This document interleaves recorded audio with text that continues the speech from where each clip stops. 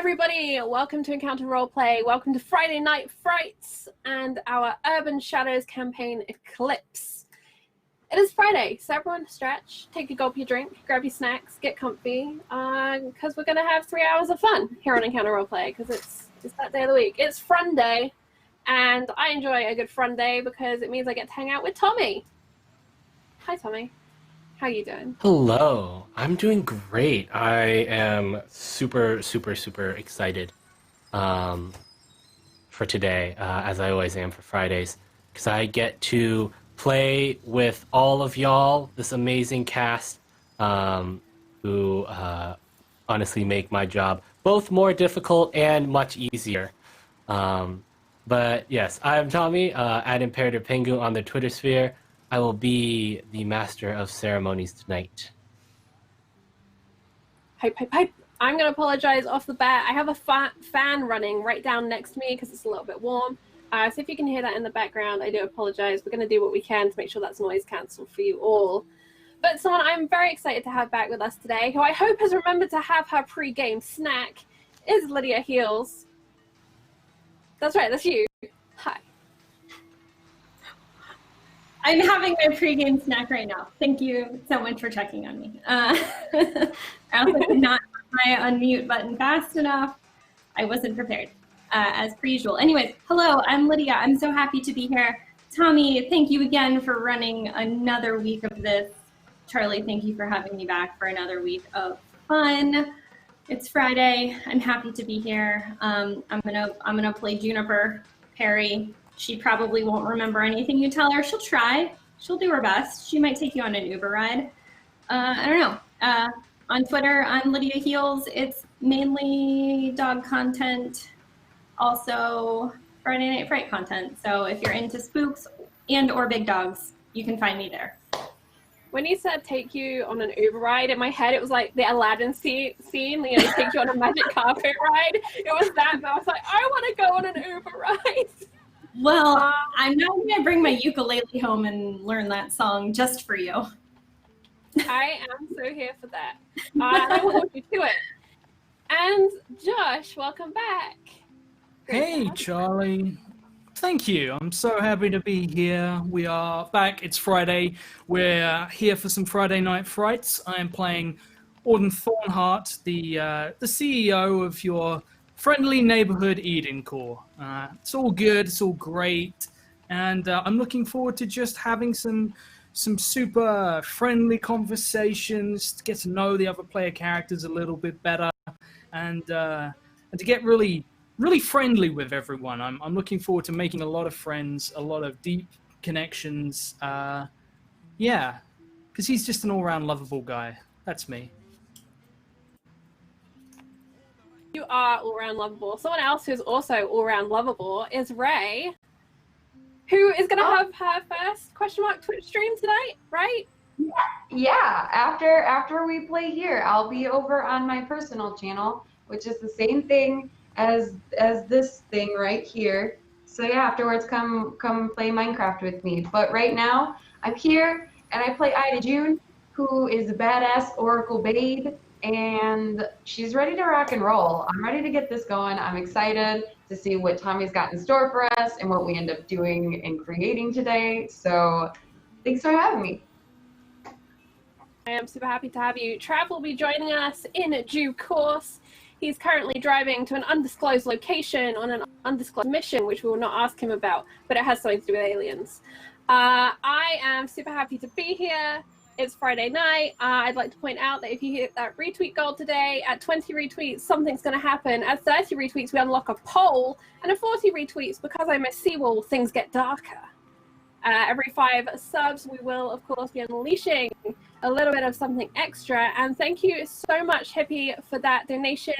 I will take a look at that while we hear from Past Charlie to talk about our sponsors. Past Charlie here to tell you about a few of our sponsors. Fantasy Grounds is our virtual tabletop of choice, providing us access to roles, tokens, maps, and more. You can try it today for free at fantasygrounds.com. While you're there, why not check out Fantasy Grounds Unity?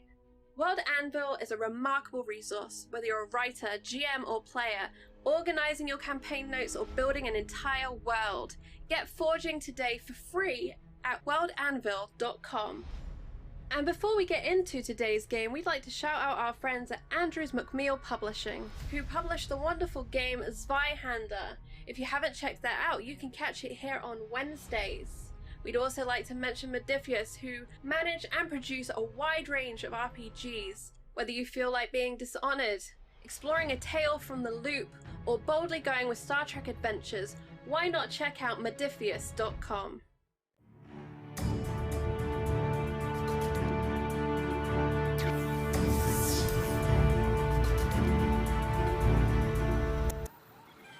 And we're back. Thank you, past Charlie. Current Charlie has breaking news and possibly a currently breaking up microphone, but please deal with Robot Charlie. She will hopefully re-engage shortly. But we have finally launched our World Anvil with a little interactive map. We will be adding more and more to this as the game goes on. You can find that by, if you're in the Twitch chat, typing !Eclipse WA. If you are on YouTube, scroll down below because Charlie will have put a handy link in the description box for you, along with a ton of other links for you to check out. I think that is all I have to say right now, though. Thank you so much to our sponsors, and thank you so much to Tommy, who is going to lead us into the world of Urban Shadows and Eclipse. All right, yes. Welcome back, everyone, to episode 3 of Eclipse, our Urban Shadows campaign, our political urban fantasy game set in an alternative universe Los Angeles of our own make and model. As always, our agenda tonight will be to make the city feel political and dark, to keep the characters' lives out of control and evolving, and to play to find out what happens.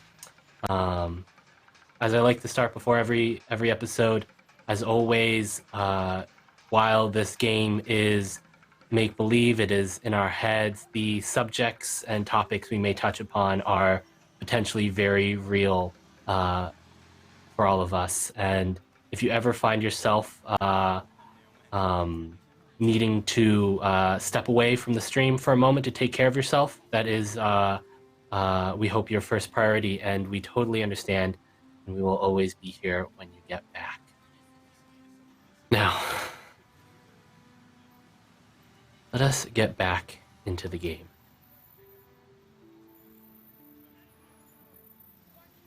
Cassie, Ida has gone limp in front of you. She has clearly gone into one of her visions, and whatever happened has left her out cold.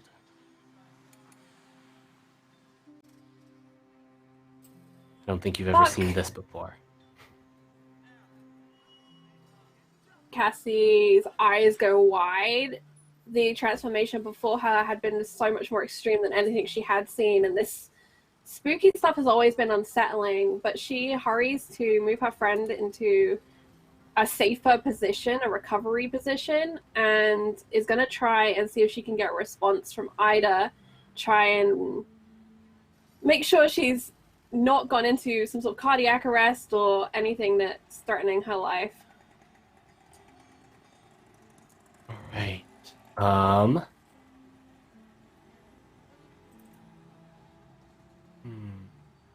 I think this is a keep your cool roll. I think this is the first time we're rolling keep your cool. I'm assuming the situation we want to avoid is Ida being in an actual bad spot here. Yes. All right. I think so. And I've just checked, none of my hunter moves apply to this for this one. Mm-hmm. So I will be rolling with spirit, correct? Yes. All right, I got my real dice because I like the clicky clacky sound. And that's 5 plus 4, which is 9, minus 1 because I'm on -1 spirit, so that's 8 total, Tommy. Right. Okay, so on a 7 to 9 in keep your cool, I get to tell you what this is going to cost you.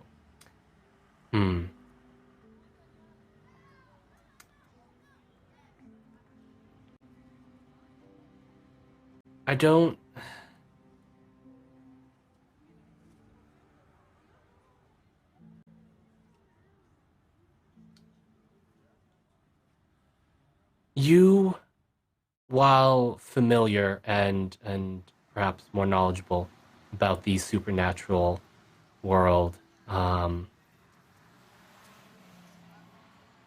you still don't know everything about everyone and what their powers may do. If you want to know what's going on immediately at this moment, you might have to call someone who might not want you to call them.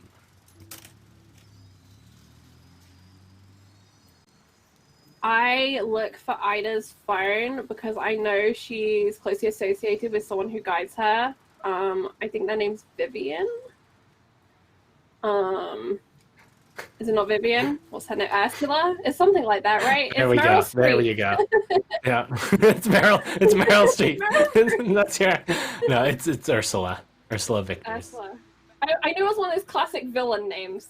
Yeah, Ursula Victors. So I'm gonna try and get into Ida's phone, and I'll try and use Ida's own finger on the little fingerprint sensor, and hope I can find the right finger so I can get the phone unlocked, and then I'll go straight for Ursula's number, which is either going to be saved under Boss Bitch or Ursula, and I don't know which Ida would do, but that's what she's looking for. She goes to B first, and then looks for Ursula after. What is it under, Ida? What is Ursula's under? It's under just UV. UV. All right. You call the number and it rings several times. And then you hear Ursula pick up on the other side. What is it, Ida? I'm currently in the middle of something. I'm sorry to interrupt your day, but something's happened to Ida. You're not Ida. No, spoiler alert, I'm not. My name is Cassie. I'm Ida's friend, and she has gone deep, I guess. I don't know. Her hair has gone real white. Her eyes did the thing they do. She's not responding, and I don't know what to do.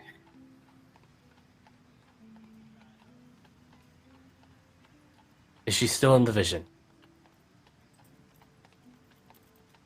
I mean, I would guess so. Her eyes is still doing the thing. It doesn't seem like she's fainted or anything. It's different. She was doing a read on me. She was looking into something that I asked her to check using my memory. And like you just tell me what to do. Probably seen something that she shouldn't have. Give it a few minutes. If she's not awake, I don't know. Give her a quick slap. Might wake her up. If she's still comatose in 15 minutes, call this number again. Fuck. And she hangs up. I do want to say a big thank you to Hippie Killer and Kai Hawkeye, who both donated big crits for everyone. So we will all be getting a crit, including Tommy, because that's how this game goes. And a thank you to Doc Crimbo for those gift subs as well. I'm going to get everything donated. I'm going to get everything updated in a second.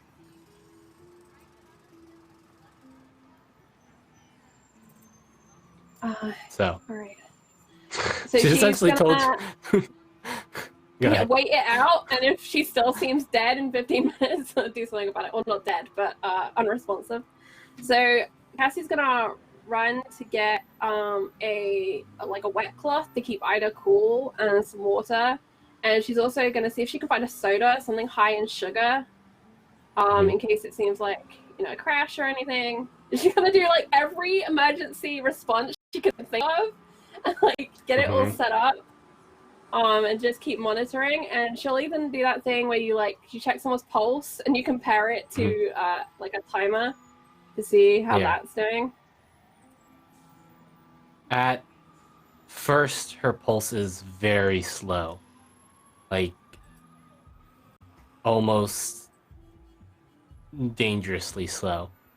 but it slowly begins to stabilize after a few minutes. Ida's hair goes back to her normal color. Her eyes are no longer rolled into the back of her head. They're not pitch black anymore. And she doesn't immediately wake up.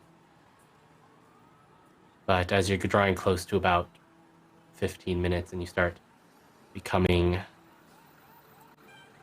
perhaps more worried about her situation, her eyes flutter open as she regains consciousness.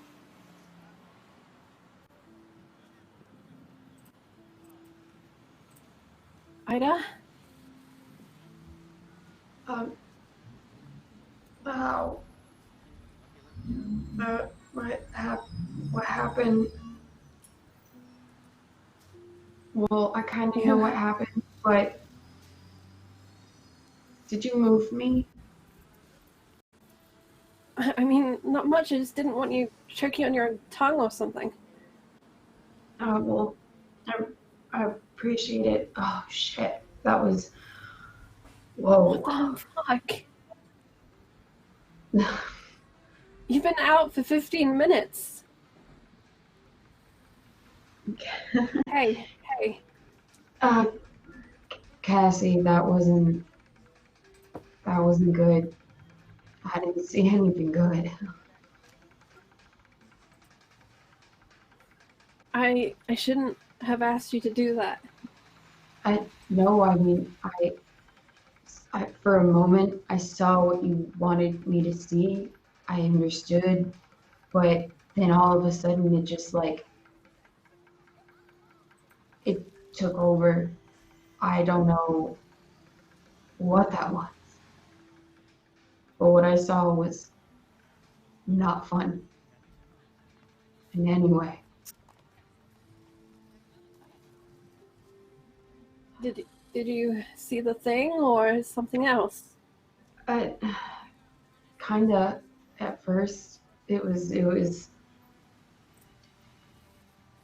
kind of had the same aura as Auden. You know how I tell you how it always kind of messes with me, this black and red sort of cloud, and then it moved into me, kind of like I was in your body seeing it from your perspective, and when it moved through you, it took me with it. And in Cassie, I saw everything on fire. Everything was on fire. It wasn't real. That's all I've been seeing is everything on fire. Nothing's on fire. Maybe it's just trying to tell you that Auden is up to shit as usual. He's always up to shit. He's tearing down half the city. That to me seems like the city's on fire. Maybe it's just that. Well, I mean, he's up to a lot of shit. Where you were, that thing that you found, that's fucking up to Auden too. I don't know how, but Auden's connected to that directly. And all these visions are centered around the same thing, same colors, same sort of vision every time. We have to do something. What do we do? Auden and eating core is everything. You're asking to take down the most powerful man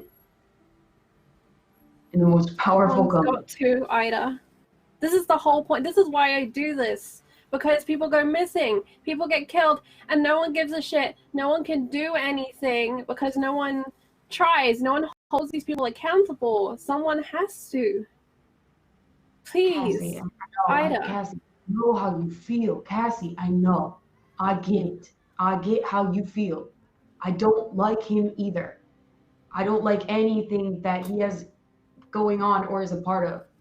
You know that the only reason why I do my job is to keep money in my pocket and to make sure that I don't get thrown out on the street by all the people that are important around here. But you've got to be careful. They don't care about you. They don't give a shit about you. They will throw you out. They will get rid of you. If you find something that you're not supposed to know, if you do something you're not supposed to do, they will get rid of you. No, I was staring at a guy whose liver had been ripped out today. This isn't just me thinking Orden's a dick. This is me thinking Orden is evil. He This is is me evil. thinking Orden is far too powerful and using that and abusing that, making people hurt, making people disappear, and it's not right. Please. Well, then let me take care of it then. Let me take care of it, Cassie, because this is more than you, and I don't want you to get shit for the things that I have to be involved with and do and see.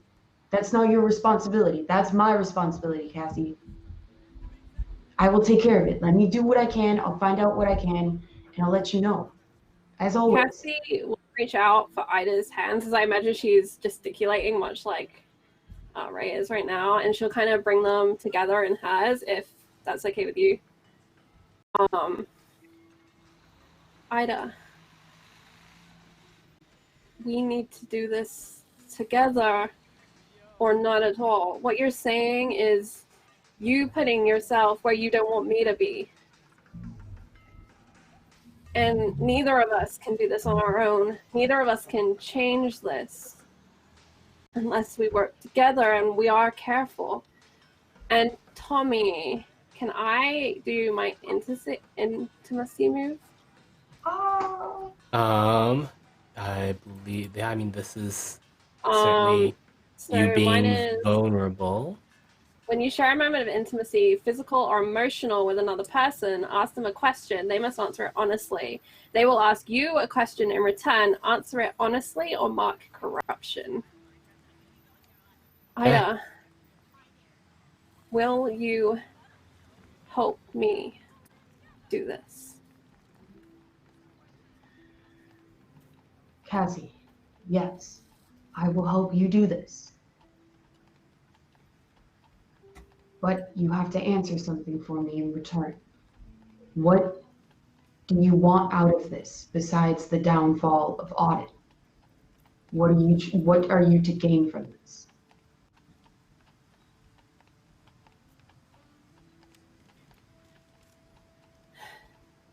I guess some small part of it is revenge for seeing those people that no one gives a shit about, and giving a shit about it, because that's not fair. And part of it is just knowing that this city will be free of Orden and his bullshit. I don't just mean the Eden Core brainwashing. I mean what he does to you.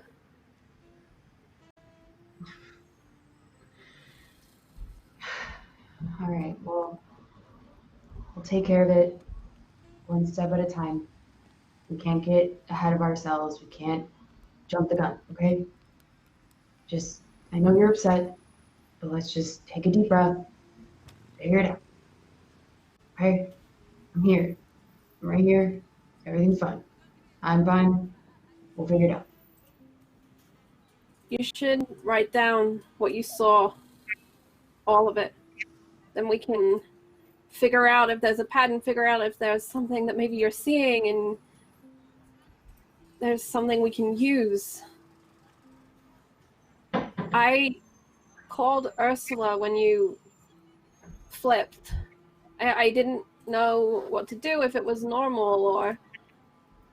I mean, was she pissed? What did she say?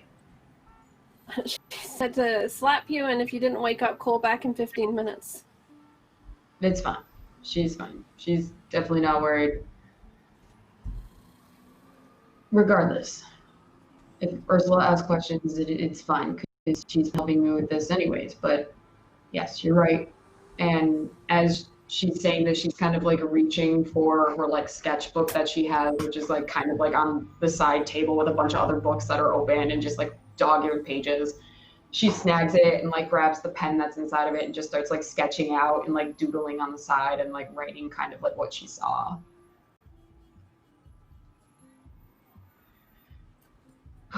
Okay. Cassie coffee? cracks open the soda for you. This works too. And she like starts like chugging it basically. Because despite like she's like physically fine, but I think she's a little like you've seen her kind of get shaken, and you haven't really seen her that way before. So the caffeine starts to kick in, and you can see that she's like just like kind of coming back to herself. Cassie carefully unclasps the necklace that she wears, which was a gift from Ida. It's a piece of quartz. And she kind of lays it next to the book so that if this crystal bullshit works, it'll help Ida. And if not, like, she's leaving some part of herself there while she kind of goes to the kitchen to tidy up, to do something, unsure of how she can help in this moment. She saw some dirty dishes. She's going to go wash them. Yeah. As you don't forget. Oh, go ahead. No, I was just gonna say, yeah, at that, like, Ida just kind of smiles and, like, goes back to doodling and just, like, I imagine Cassie comes over and does this fairly often. Like, whenever she ends up at Ida's house, she just, like, ends up, like, cleaning and just doing random things around the place. So I don't think she'd pay it much mind and just, like, goes back to doodling. Make sure you mark, if you haven't marked it already, power for your intimacy move with Ida.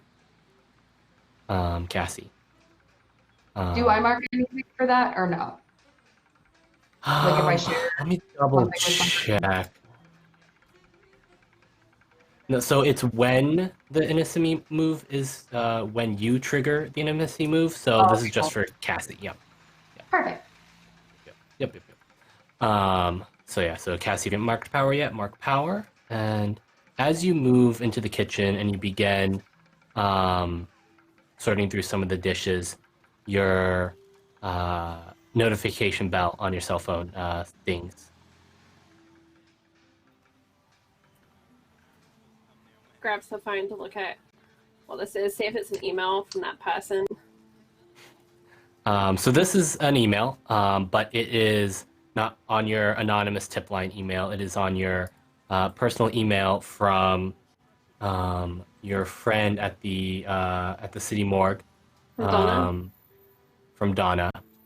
And there are 2 files attached to it.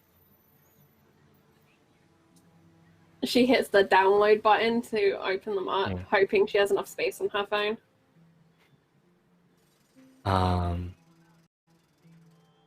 Inside these 2 files, you find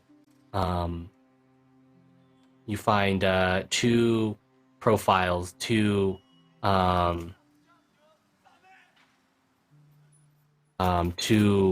profiles on the first 2 victims of the Pate killer.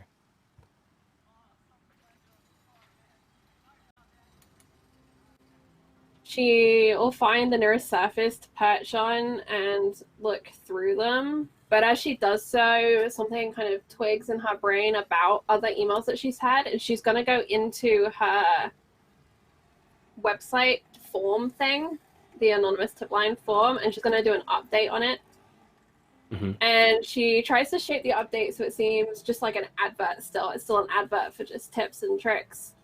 But really it's calling to this person to be like, if you have actual information, put me in front of this rather than, sending me chasing. Mm-hmm. I'm a fast runner, but I need a bit more to go on. And she catches her phone number, which she's never done for the tip line because you get all the crazies and crank calls. But she knows she wants to move things forwards. So she kind of goes into the Google sheet or whatever it is and does the edits. You open up you read into the files there, or are you waiting to do that later? Once the update goes through, she goes back to the files to actually read them. All right. Yeah. The first file. Is there a role for files? Sorry, you cut out for a moment there. I was asking if there's a specific role for investigating through the files to hone in quickly, or we'll just read through. No, it's a general. It's pretty easy. Like I would say that this is not something that is being really contested by anything. This is something you are trained in. You have the skills to go through this. The first one is labeled um, Ember Heart, listed as 33. Um, Apparently lived in Long Beach. Um, and she was some sort of B-list actress. And there are a few, familiar as just as gruesome photos attached to it.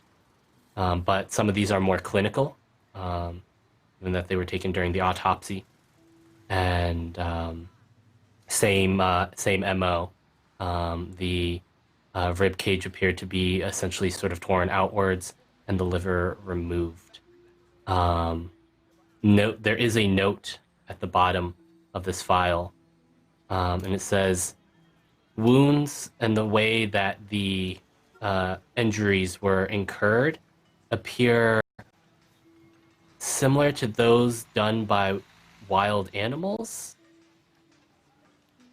Something with small canines, perhaps.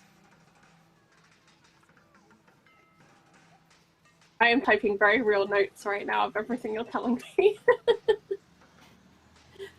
And so the role here, if you wanted to, like, if you're trying to do some sort of investigation, you could try putting a face to a name. Yeah, This is certainly one of those is there roles. anyone that she's come across that maybe specializes in, I guess, I don't think she believes this is a wild animal. It just doesn't make sense. And a wild animal wouldn't behave this way. It's too all over the place. If this woman died in Long Beach, she just found a body in Skid Row. It is not how it works. But to her, this is supernatural bullshit, and that's doubled down on the fact that Ida all but told her Auden is involved in this. So does she know anyone that deals with, supernatural animals, or, people who can summon things, or people who can transform? Werewolves would occur to her, but she knows it's not just limited to that. All right. So, those two things. So put a face to a name would tell you more about the person that you've heard of, which is Ember Heart. And then the other one would be there's very real information. I think we've established, have we established that you do live in Boyle Heights? Yes. Are we going to go with that? Okay. Yeah, I think we'll go Then with that. you are, as someone who is aware of the supernatural and perhaps has worked with people, you are very well aware that the Boyle Heights Wolf Pack is the largest and considered the most sort of in terms of night players in the game. They are considered one of the more powerful groups within the night faction, and they would perhaps be most familiar with sort of wild animals, perhaps, but supernatural wild animals. And then the other lead, I guess, is that Ember Heart is this B-list actress, and we know that Dario was connected to a film being made and was basically a talent scout of sorts, right? He's a recruiter or something along those lines, right? Yeah, it's something that Juniper wasn't exactly very clear on it. Something about finding talent among sort of the homeless population of Skid Row, and stuff like that. So, but she knows that's connected to Joe Rebane, right? That name came up, I think. I don't think Juniper remembered that she was doing it for Joe. Oh, she didn't remember that? Okay. She didn't remember she was doing it for Joe. Yeah. Right. So, the second file is labeled Ivan Pignon, and 75. He was found dead in his home in East Los Angeles. Does it say anything about his occupation? He was retired. He was retired, but was a former. He was a veteran, former Army. And same note is made here. Wounds appear to be possibly caused by, or are indicative of a sort of a wild animal, although the strength to have like pulled someone's ribs out that is a little questionable. Thank you so much for the size. And Susie for those raids. In case you're wondering, we are investigating some supernatural murders in LA right now with our Urban Shadows campaign. And sorry to interrupt you, Tommy, but I'm going to say a nice big welcome to Trav, who joins us from an undisclosed location where he is up to undisclosed no good actions. And I just want to say hi to him. Hi, Trav. How you doing? It's Friday. Hi, President Charlie. It's Friday. I hit my head. Oh, no. I hit a car door on my head. I think I have a concussion. I'm not sure. I'm 8 for 9 on symptoms for a concussion. So listen, if I start to repeat myself or show signs of some sort of stroke, call my wife. But I'm fine. I just drove 4 hours, so I should be good. And I'm excited. I'm over here making a list of all the horrifying things Joe Ravane is going to get up to here the next week. So good. Well, please look after yourself, Trav. If you need to take a break, please take a break. If you need medical advice, please seek medical advice. I can highly recommend Lydia Heals, followed by other medical professionals. All right. So we've got, who have we got? Let me go back. So it's Ember Hart, right? Who died in Long Beach and was 33, a B-list actress. We have Dario something. I don't have his name right now. It's my Stevens. Dario Stevens. Talent Scout ? Who was looking amongst the homeless in Skid Row. Well, he lived in Skid Row. Oh, he lived there? He lived in Skid Row. I don't know if Cassie would know that, but she will probably find that out. And then we've got Ivan Pignon, who was 75, died at home in East Los Angeles. A retired former vet of the Army. Again, the same wounds, ribcage open, liver missing, I'm guessing. Signs of a potential animal attack. Although the size of the canine wounds are not indicative of a large wild animal, which then belays the question of how did it have sort of the ability to rip open the rib cage. Paris Hilton Chihuahua werewolf. Is that what we're about to discover? That they are these hulking great men and they turn into these Paris Hilton Chihuahua dogs? Now, did you want to put a face to a name to either of the victims here? Yeah, I think she's gonna Google Ember Hart and try and do some research on this because the film connection is speaking to her. And Ivan, I think she would like to go and investigate his home at some point, but like right now she's keeping an eye on Ida, so she's going to do the research that she can do from here. Okay. So roll. I can also call a contact who has access to probably files that I don't have access to, like social security information, stuff like that, maybe. So how's that ability work? So this is a connection that I have. I actually already owe them a debt, but I would be willing to take another debt to call them and ask for a favor. I think I'll do the basic Google first, and then if it seems like it's worth a follow-up, I'll do the follow-up. All right. So this is a faction move, and I would like you to roll with Wild. It's Wild. All right. Sorry, fam. I'm very excited today. And you? Okay, 1. 6. 6.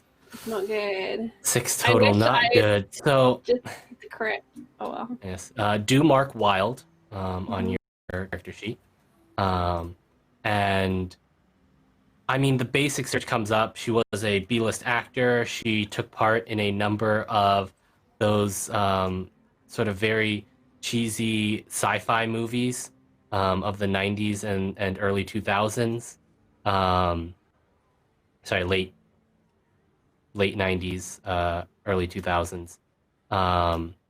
And she had some moderate success as a B-list actor, but never made the big break into mainstream Hollywood. But other than that, So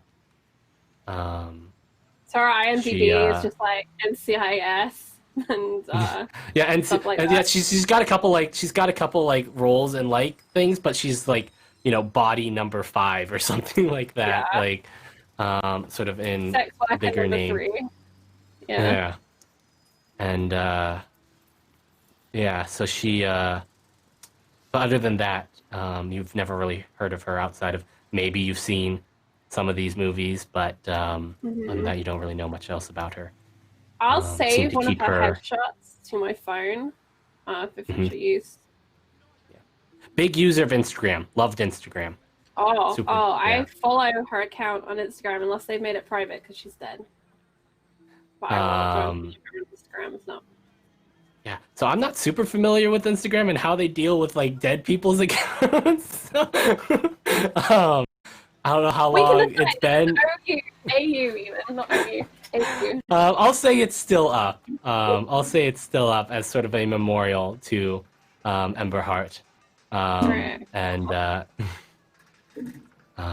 there's all sorts of like, if you go like her last picture was her like at the beach with like Starbucks.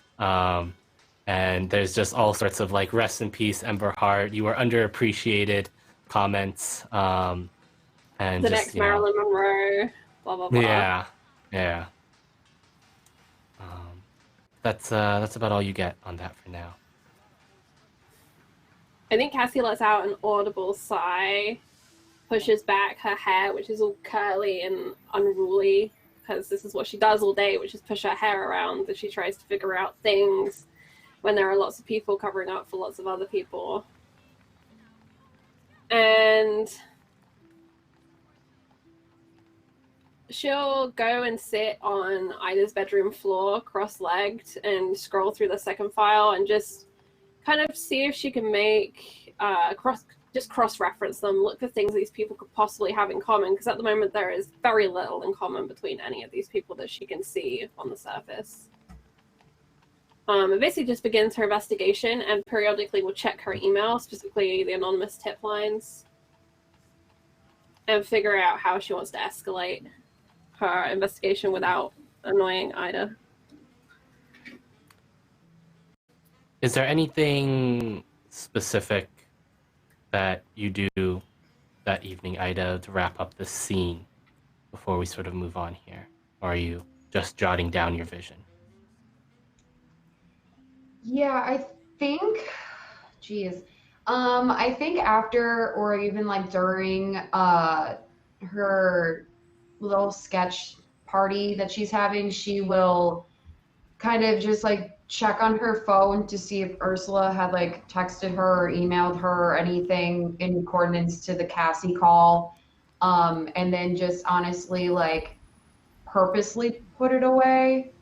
Normally I think she would probably try to do a little bit more research, but I think right now she's just trying to like decompress and find an understanding to it all. Right. Ursula does not call, does not text. I think we close the scene there then. Now, we're going to do a little time skip, and during this time skip, we're going to focus in on everyone moving about their lives and following their leads and pursuing the investigations that they each individually have. I'd like to start with Auden. Where are you, Auden, in this scene? Auden is in a room. It's a large room. There are no walls in here. This room has a frosted glass wraparound window. There is light outside. Everything in the room is grey, even the table, which is a long oval-shaped table. In the center, there is a large screen for projections, which everyone can look at. At the moment, there is a wireframe holographic display of Los Angeles playing out on it. Have people arrived yet? There's a knock at the door, and your assistant pokes her head in and says, Mr. Thornhart, the administrators from Peace Grove Hospital are here. Fantastic. Send them in. Two people enter. The first being a woman that you are familiar with. She is the president of Peace Grove Hospital, Stella Garahy. She is in her 60s, dressed sharply business attire, has, walks, with a confidence of someone who's been a business person for a long time.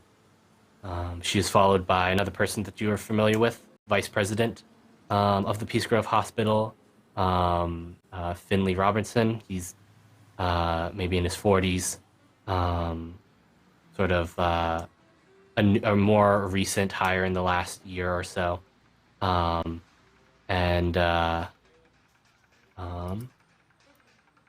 They enter and they stand sort of on the other side of the table from you. Why don't you both take a seat?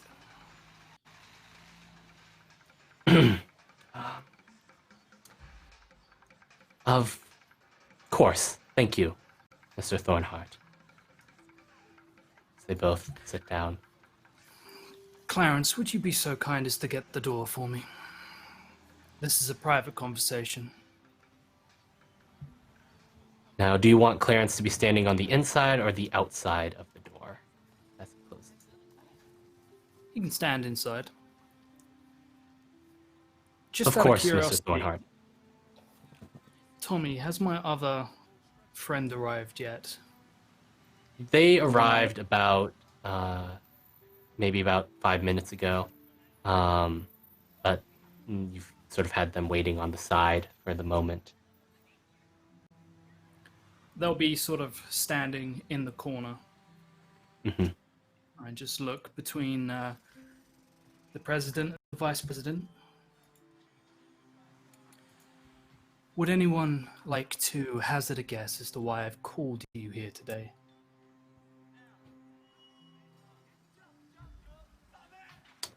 Stella sort of looks cautiously over to Finley.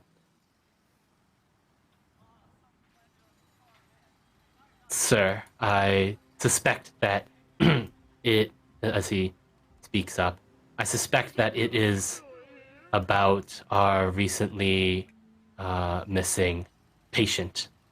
I assure you, we are doing everything within our power to locate her and bring her back safely. All precautions have been, all measures have been taken. We have notified all relevant parties, and she will be found.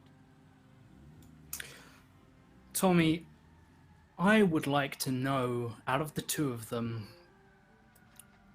who is to blame. Now, that's not something that everyone can just divine out of thin air, but I would like to just gently lean on the edge of the table and see if I can read either of them and get a grip of who I think is more responsible. Before we do that, I'd like to shout out Perception Studio for the raid. Welcome, raiders. We're on our third episode of Eclipse, our Urban Shadows campaign here. And we're in a dark and scary boardroom, I think. This is going to be a general figure someone out roll here from you. and this is going to be sort of towards both of them. So this is going to be a roll with mind. Okay, with mind, something I have. 6 plus 4, that's a 10, plus 1 is an 11.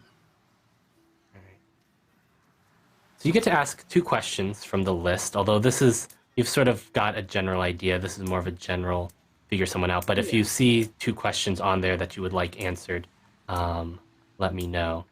And this can be about either of these characters.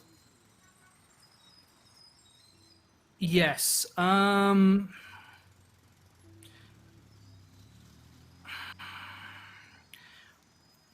Let's see. I think... I'm not sure if any of them super apply. I'll give you the answer that you already wanted, for sure. Yeah. But that's just like, if there's any other things right now that you would like to know about them, you could certainly ask those. So the answer is Finley, the vice president, is more in charge of sort of day-to-day operations, of sort of oversees more the day-to-day operations of the hospital. So he would more likely be the one that is more involved in all of this. Stella is more involved in the she tends to be more involved in the overall goals of the hospital, as well as dealing with the board. He looks between the two of them. The second question is going to be, what does your character worry might what do they worry might happen? So they are both worried. You are basically one of your subsidiaries is the majority shareholder in Peace Grove Hospital, and they're worried that either one or both of them will be removed from their position for this transgression, which would really kind of suck. He looks them both over with a sizing up kind of glance. And after taking a few moments, he says, "You are both well aware of who I am. And that saves me some time and opens us up to one of 2 possibilities that exist here. Possibility number 1. You, as a group, the 2 of you, have made a genuine mistake, meaning you're a conglomerate of cretins, neither worthy of breathing the same air as me, nor holding the rapidly dwindling positions you currently hold. Or 2. One of you willfully decided to gamble with the trust that has been placed upon you, which suggests you believed it to be a safe bet that you would never be implicated, nor your treachery unearthed. Because I know people like you the way people like you know people like me, and I know not either of you would have allowed this to pass if you'd had even the slightest of suspicions that it would come back on you. Well, I am here to inform you that it has. It's come back on you like the hand of God, and the next words that come out of your mouths will dictate the velocity and magnitude of the tonnage of shit that is about to roll over your quickly diminishing futures. So I'm going to ask you both one time. Which of you 2 is responsible for losing my patient?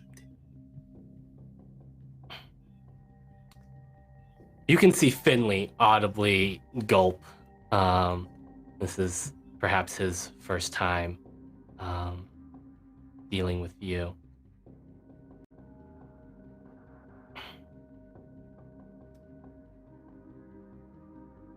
Stella just says, Mr. Thornhart, I assure you that all proper precautions were being taken, and that the group, the best security that we could provide was being provided. We have had our people look into how this Miss McCarthy escaped from her ward. And it is almost as if she vanished into thin air.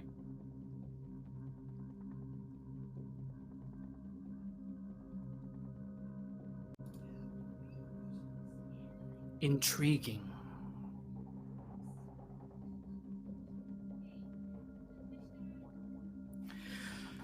Well, as that's impossible,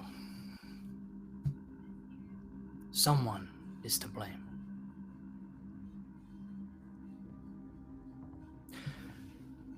Let me put it to you very simply. Out of the two of you, Finley, you've been with us for the shortest amount of time. Stella, we have a long-standing history of working alongside each other. So,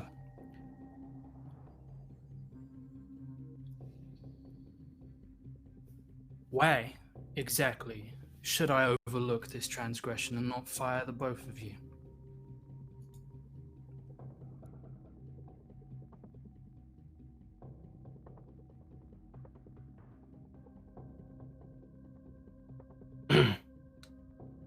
Finley sort of speaks up.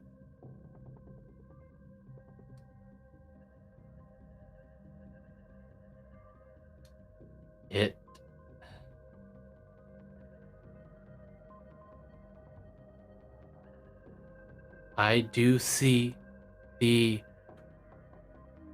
overall day-to-day activities of the hospital, and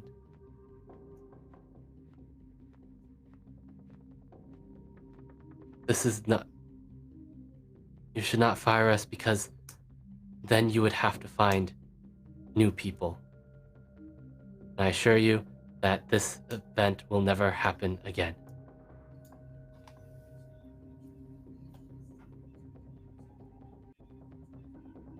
No, it will not. Glad we could agree on that. Stella, would you wait outside? Stella stands up, professionally, straightens her suit jacket, and pushes her chair in and walks out without looking back at Finley.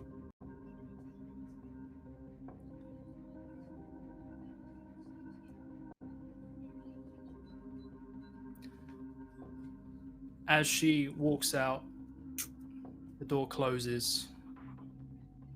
I look to Finley.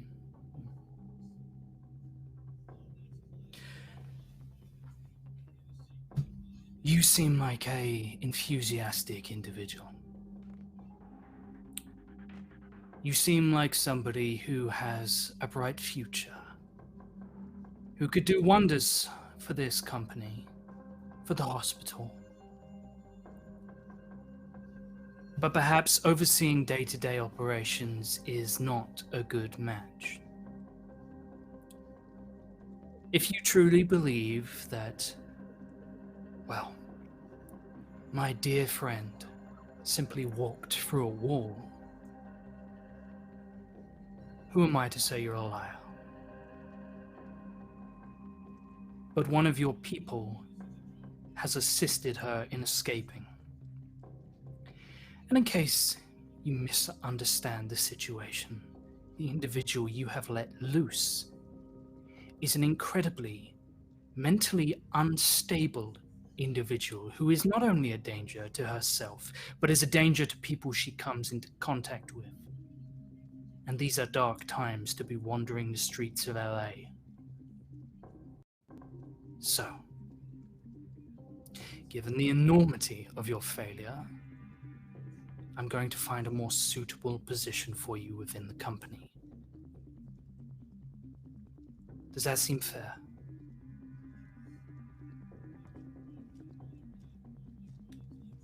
Of course, Mr. Thornhart. Whatever you say. I'm so glad we could come to this mutual understanding. I'll need you to pack up your desk at the hospital. You'll receive your future posting by the end of the week. Sorry we had to terminate you like this, but there is always a place for you in Eden.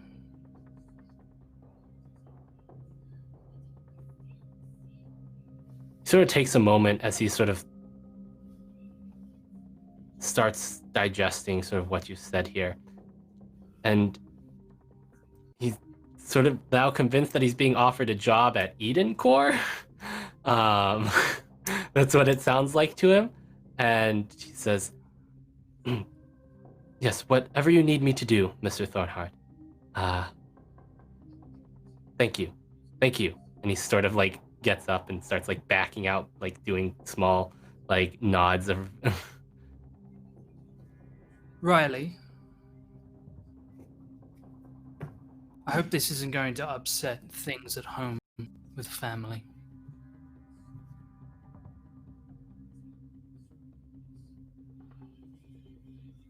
Sorry, remind me who Riley is?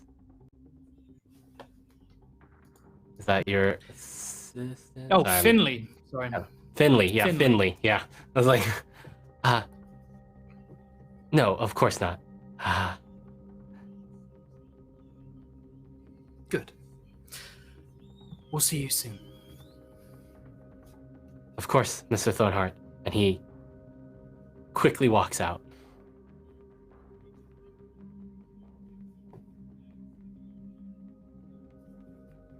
I wait until the door closes and it's just the three of us left in the room. There's sort of a once there is just the three of you. There's sort of a laugh from the corner. Your friends, they are quite the ass kisses. Well, not everyone can afford to be so brazen and bold as you, Hector.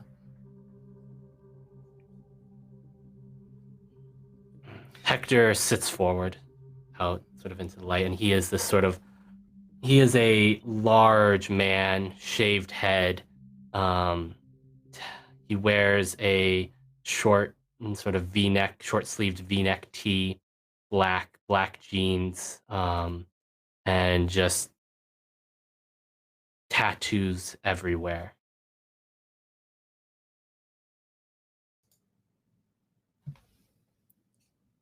That man who just left, well, his life is about to be upset. Something I'm sure you can sympathize with.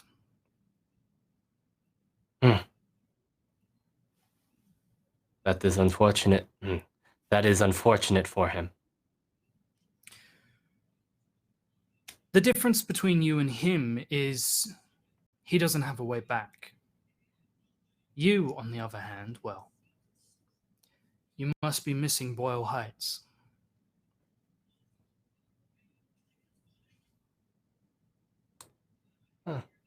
It is a big city. There's lots to do here. But it's all divided up. He gestures over to the map of Los Angeles. Hard to find new hunting grounds.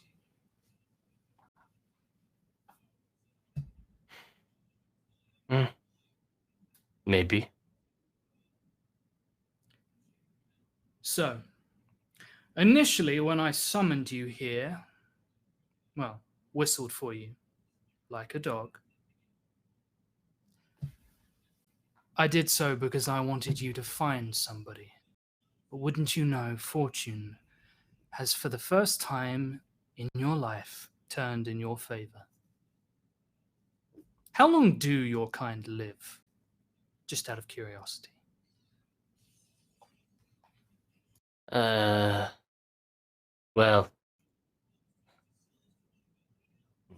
if I'll admit we have a bit of a early average age,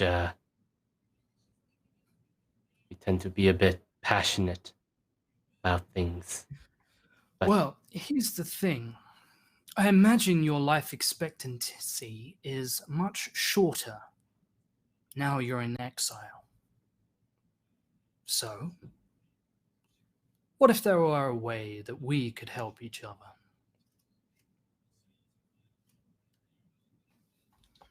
You see, I happen to find myself in need of someone of your particular talents, and I happen to know that you are running out of places to hide yourself. So, I'm offering you a one-time deal.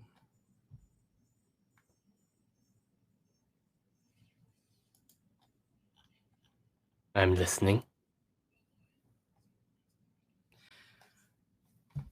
There is a 3-bed duplex with a sizable basement on Sloat Street, which I believe is your old hunting grounds. The previous owner, well, let's just say they are no longer working for the company. It's fitted out in all the ways that your kind favor, including discreet ways in and out, and it happens to have great access to the cemetery. Now, I have a deal that I want you to broker that would be your way back in. Come out of the cold.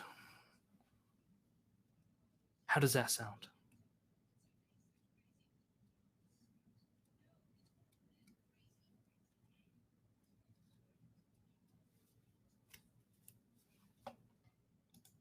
Kendra doesn't like me so much these days. If I step foot in her territory, she'll set her wolves to rip me apart. Yes, well, you're not exactly much of a negotiator, are you? Hence you're here talking to me, holding no bargaining chips. But you needn't worry, because I happen to find myself in an oddly generous mood. So, what I'm offering you is a way for your savage brethren to perhaps extend all of your life expectancy. See, you have a tendency to feed when, well, it becomes problematic. People tend to take notice, especially with a killer out there stalking. A lot of people looking for other feral predators that stalk the night. Draws a lot of unwanted attention. So I'm offering you a way to feed yourselves without drawing so much spotlight. Location I'm offering you, well, it has unique access to the local cemetery, including the mortuary. And I happen to know somebody there who's an opportunistic individual. How about you and I negotiate for your little pack to get their hands on blood without having to spill any of their own, for the quiet nights when you need to lay low? After all, if you're injured and going out hunting, you draw attention, and a pack is only as strong as its weakest member. That's how you people operate, right?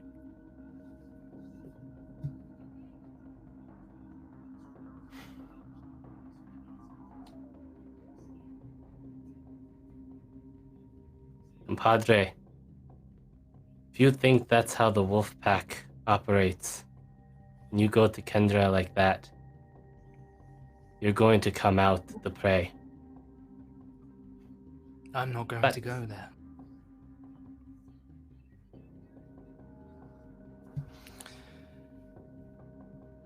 Here's the thing. There are cameras. There are street patrols.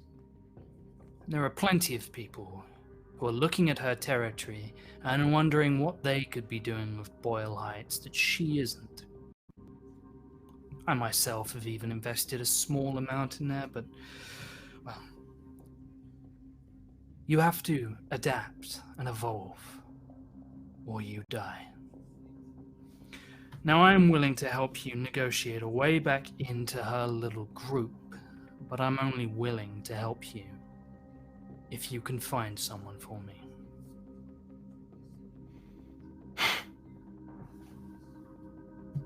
I'm interested. Do you like stories?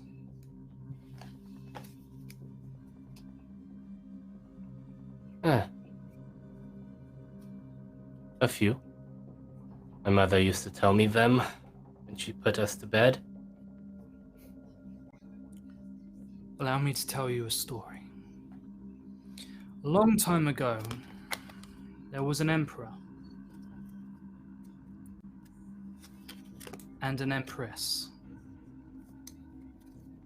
The two of them lived in a gilded tower in a city full of opportunities. And while most people suspected them to be lovers, the truth was a little more complex. You see, she was something of a shining star to him. They were opposites in many ways, like the sun and the moon. They built great things together in the city, and one day, well, the Empress grew foolish.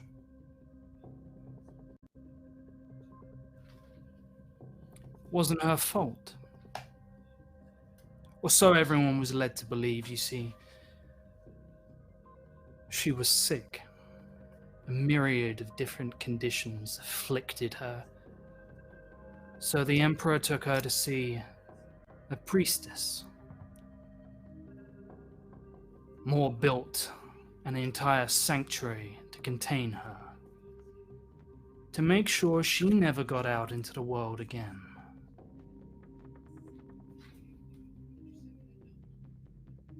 Until now.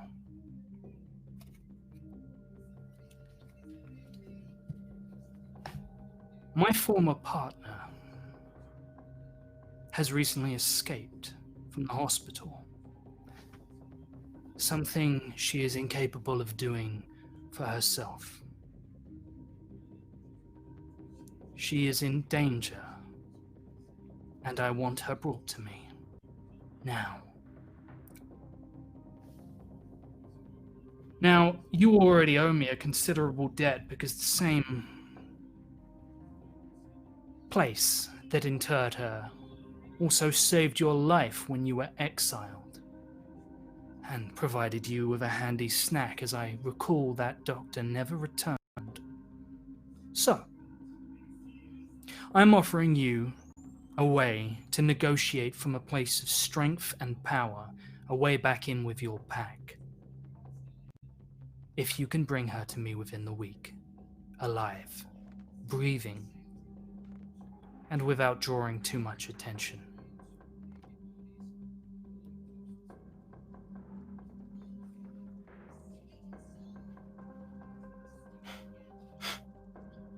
That was quite the story, but I think I understand. Do you have anything for me of hers that'll help me track her down? I'll have it sent to you.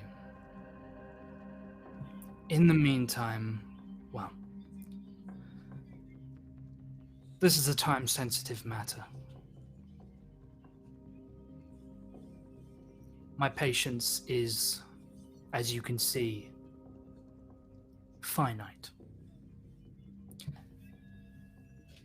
Now, if you'll excuse me, I believe I have another meeting that I have to get to, but I'm sure you can show your way out, and I hope to hear from you soon, Hector. Of course. Kukue. And he leaves the room.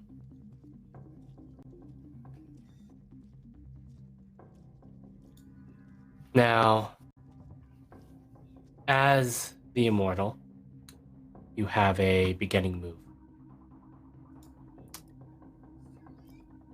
what scheme are you pushing forward today? Today, today is a little revenge. I am particularly displeased that my dear departed friend has departed and is now loose in the world, a world she no longer understands. And I'm very angry at the people who allowed it to happen.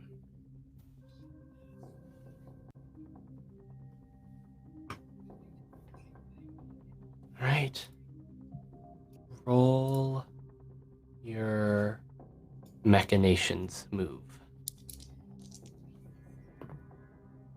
6 and a 2 plus anything. I can't remember. So, first of all, so you are going to be rolling with, this is with mortality. You're doing what I think you're doing. Yes. So, so you would add mortality to this. So that is a 6 plus 2, 8 plus 1 is 9. 9. So, on a sum to 9, your efforts yield an obvious and short-lived opportunity. The MC will tell you what you need to do to seize it before it expires. On a miss, your scheme is derailed or interrupted. The MC will tell you who is to blame. So, you got a sum to 9. You need to have this done, and you need to have it done soon. Then I turn after Hector has left, and I say, Clarence, bring a car around, not mine, with a house call to make. Of course, Mr. Thornhart. I think we end the scene with Clarence opening and closing those boardroom doors. Tommy, Make before we sure- move on, can I just Mhm. check in? Trav, are you okay? I would like to officially check in because we messaged in the green room and you haven't replied, so I just wanted to double check.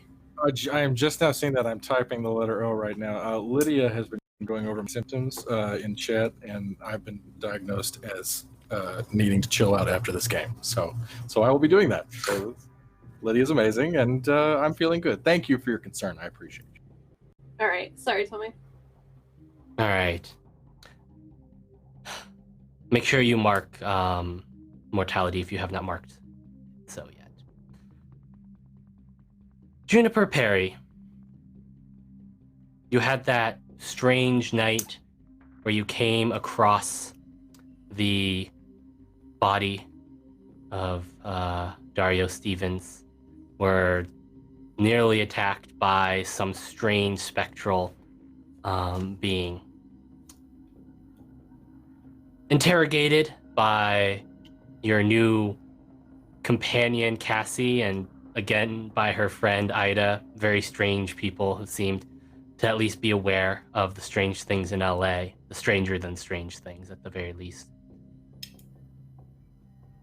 And then you went on with your life, because that's what Juniper does in a city where she's aware of the strange things that go on here. Now, did you have a particular scene or objective you want to pursue during this week time skip we're going to be? Otherwise, I have something for you. No, I want to do your thing. Okay. You are working at your... You are working at your day job, morning job, probably actually more your morning job, as a barista. What's the coffee shop that you work at, or the cafe, or whatever it is exactly? Oh, it's just something like on the street corner locally owned. She doesn't work for any big business except for Uber, but that's like a private deal. Just locally owned on the corner. It's probably called like, I don't know, the Daily Grind or some shit. We've got a lot of grind going on here. It's perfect. I love it. The Daily Grind. So you're working there, and you're working through the morning rush line. Coffee is a necessity in the city. And a man walks up. He's next in line, and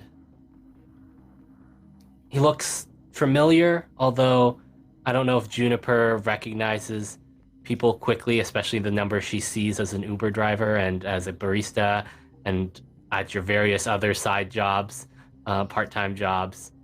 But he walks up, dress shirt that's just a little bit too tight, clean, slick back, sort of dirty blonde hair.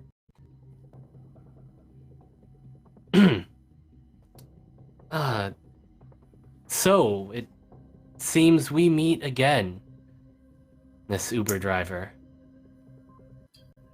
Oh, did you follow me here? No, I mean, I don't know why that would be.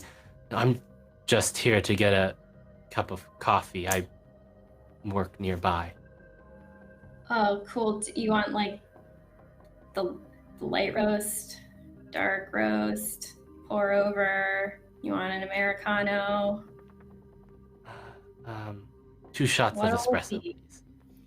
Just like in a cup? Just in a cup. No flavors? You look like a vanilla guy. You want some vanilla in there?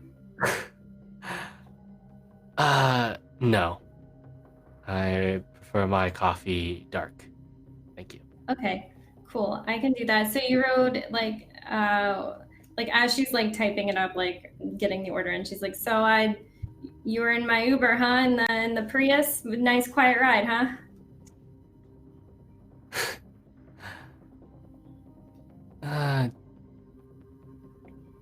You could say that, although I don't think it was very quiet. Was it, Miss Juniper?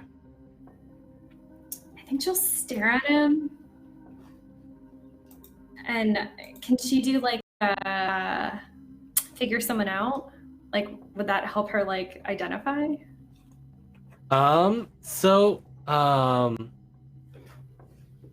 are you trying to understand him better, or are you just trying to straight up just remember who he is? I'm just trying to straight up remember who he is. All right. Then just do a mind roll for me. A mind roll. Mm-hmm. I got kicked out of fantasy ground, so it's just 2d6 and then add whatever my mind is. Yep. So I have a +1. Mm-hmm. So I got a 9. 9. Yeah, you remember he got in the Uber. He was taking his sister to the airport, but he got off midway after your strange encounter. Yeah, he had a gun, right? Yeah, is this you asking me, the MC, or is this you asking him? Oh shit, okay. I'll ask him. So I'll be like, "Oh, right, man, I drove your sister to the airport and you like made me drop you off at like some exit. Man, I'm glad you made it. I saw you had a gun though, so I'm sure you were safe." He sort of looks around. Yes, I had to take care of our little spook there. We wouldn't want it hurting anyone else in the city. Could have caused a serious car accident on that highway. You mean like that reflection that I saw like in the window? I don't think we need to beat around the bush here, Juniper. I'm fairly certain that you are aware that there is more than meets the eye here in this city. You and I were just normal people who are well aware of strange things in this city. Well, yeah, man, it's LA. There's like a lot of crazy shit that happens every day. I didn't know you could like shoot it. I was just gonna keep driving, man, but thanks for your service to the city. I'll get your espresso. I put that order in. What's your name, man? They gotta call it. I gotta write it on your cup though. I'll make sure I spell it right. Nathan. You can call me Nathan. Can't fuck that up. She'll like write it on the cup. How do you spell it? Do you fuck it up? I mean, Juniper can spell fucking Nathan, okay? Hey, I've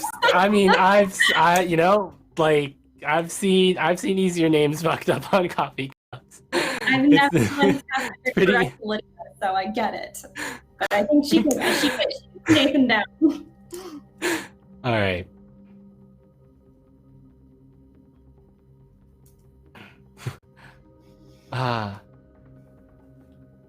Hey, did your sister make it to New York okay? Like, did she see that museum and stuff? Like, did she like the art? Is she back? Yes, she got back last night. Oh man, I didn't even get to take her home. That it feels incomplete.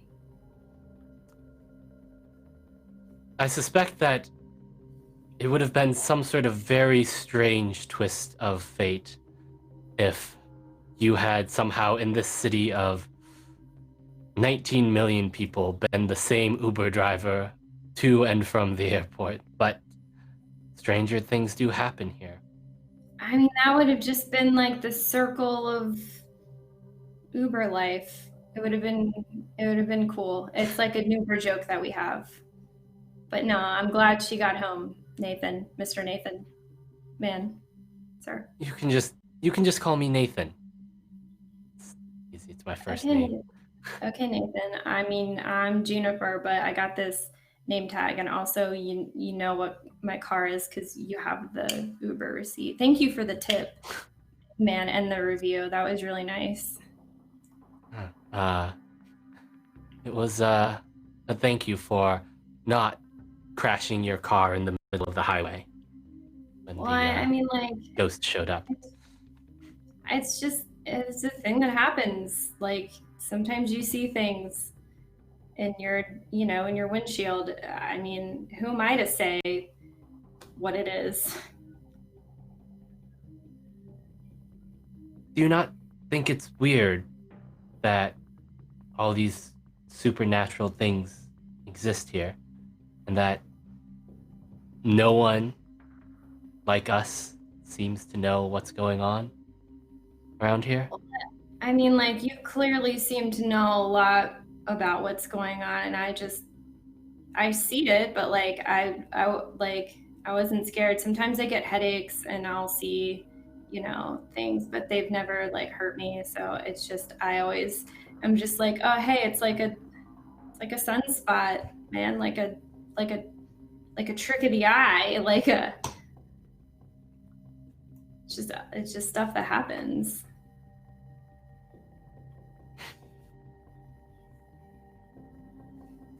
But don't you think everyone should know if there are things that go bump in the night out there that could hurt them? No, that would be like chaos, man. But isn't it like already I serve chaos? A lot of coffee to a lot of people, and like I see how they act once they've had, like 2 shots of espresso, Mr. Nathan, and like they get pretty weird. So I can't even imagine like what they would do if they saw like a bump in the night. Like that's just too much for a lot of people. Like they just want to like go to work, man. They just want to like, do their faxes and their staples. And yet, for some of them, they never do get to go to work or do their taxes. These things that go bump in the night, they're not benevolent. They kill people, they hurt people. Those people, they don't get to go to work the next day. Like the dead people? And yes, the dead people. Yeah. And their I guess family will never know what it is that killed them. They'll never get justice. Yeah, I mean, that's some real shit. I disagree with that. I don't like that. But like, why are you telling me this, man? Like, what do you want me to do? Oh shit, man. Like, I saw this guy the other day, like in a tent, right? And he had his rib cage split open. Like, do you think that was something that, like, he's never gonna do his taxes now? Like, he's not gonna go to work. Do you think that was something like this? Exactly like that, Miss Juniper. You don't have to call me Miss. I don't like that. I'm just Juniper. Juniper, then. I'm telling you this because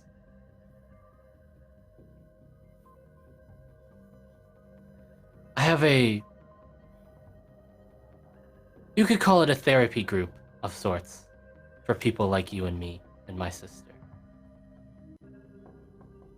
We talk about the things we've seen, the strange things we've seen. It helps some of us deal with the things we've seen. And we talk about things that we could do about that. I was wondering if you'd be interested in joining us. Like, we just talk about our feelings, or do I have to do I have to get a gun? You don't have to do anything. It's mainly just to build up our base. Make sure that the beings out there who think of us mortals as lesser beings are made aware of our grievances against them. But like, I don't really have any grievances against them per se. Like, they just mostly leave me alone. But I mean, like, I guess if they're hurting people, then I don't like that. Like, that guy didn't deserve to have his ribs split open. Like, he was just living his life. So yeah, do you have like a Facebook group or something? I'll join it.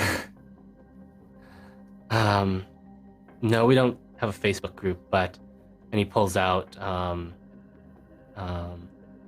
sort of his wallet, and he pushes a business card over, and it just says Nathan Hochel, and then just a phone number. If you're ever interested in joining us, or if you ever need help with anything, should you become one of the unfortunate ones that doesn't get left alone by the scary things in the night. I mean, that thing happened during the day, though, so is that the same thing? It's it's a turn of phrase.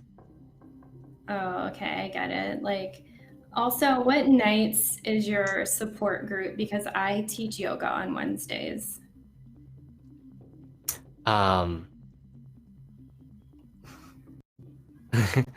It's usually Tuesday evenings. Cool, I don't have anything that night. His name is called and at this point, there has been like a bit of a line that has built up behind him. I should probably get going. As his name is called from the other. Think about it. And don't hesitate to call if you need anything.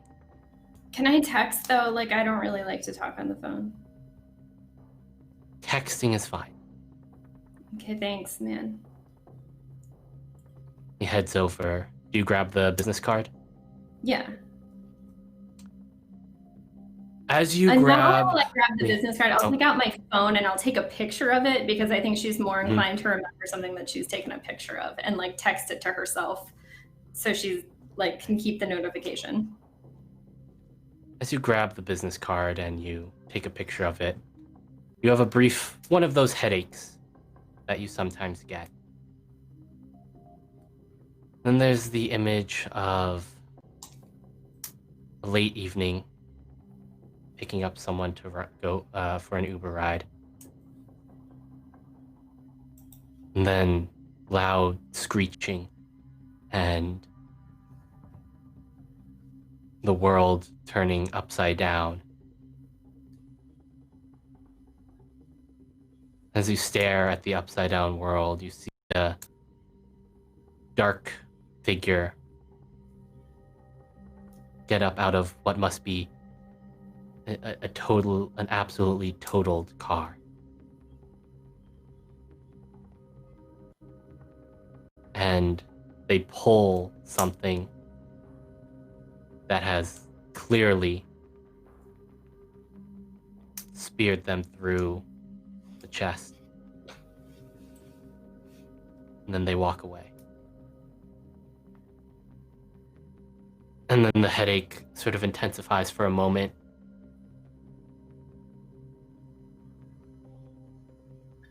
And then you hear the voice of the next person. Excuse me, can you take my order, please? Oh. Yeah, man, like what do you want? I had a headache. Just can you have some like empathy, some sympathy? You've had a headache before. God, what do you want? And as you say that and deal with ornery cafe customers,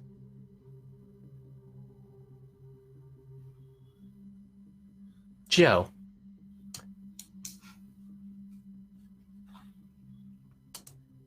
you went on a bit of a bar crawl after the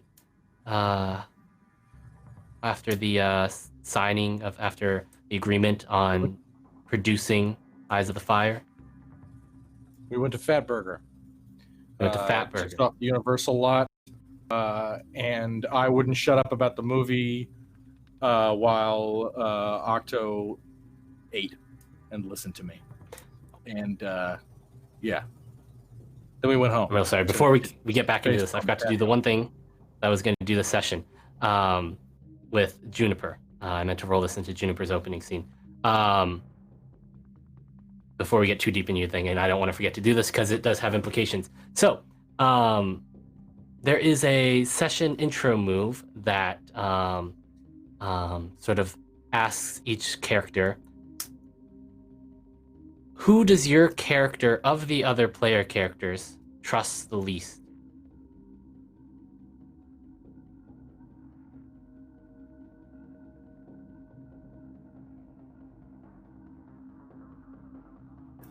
This is specifically of me. No, sorry, this is for Juniper. This is for Juniper, because I forgot to do Juniper, and I don't want to forget to do Juniper. We're going to get to you in a moment. Who does my character trust the least? Mm-hmm. Of the people that I've met? Yeah, you have met, I think, you've met everyone here at some point. Whether or not you remember all of them is a different thing, but you have met all of these people based on your deaths. Yeah. Okay, so I believe that Joe is really just trying to help homeless people. So I trust him. Mm-hmm. I don't know. I think didn't she overhear Cassie and Ida talking about who's Meryl Streep? What's her name? Ursula? Ursula. Yeah. Yeah, she heard them talking about Ursula, right? Mm-hmm. Like in the back of her Uber. Mm-hmm. I think that she's definitely met Ursula because they have debts in common. However, I don't think she remembers exactly who Ursula is, but like maybe she's starting to piece it together, and like kind of overhearing them talk about it. She was like, I don't know, like that kind of rings a bell. I don't know, like if I like that woman. Like she seems to be too like intertwined and like some weird like dealings I don't quite get. Like I feel like she should distrust Auden, but he's like taking her petitions around and she feels like she's won that. All right, so this is one of my characters then. So what I get to do is what factions have you marked on your character sheet? What factions have I marked? Yeah, you should have mortality marked. I'm not sure how many faction moves you've made so far. None.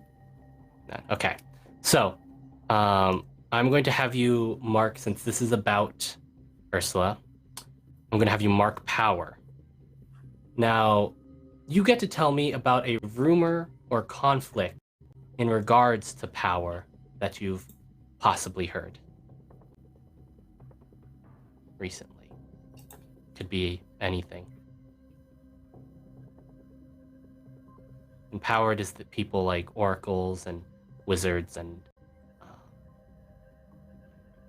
trying to think who else is powered off the top of my head.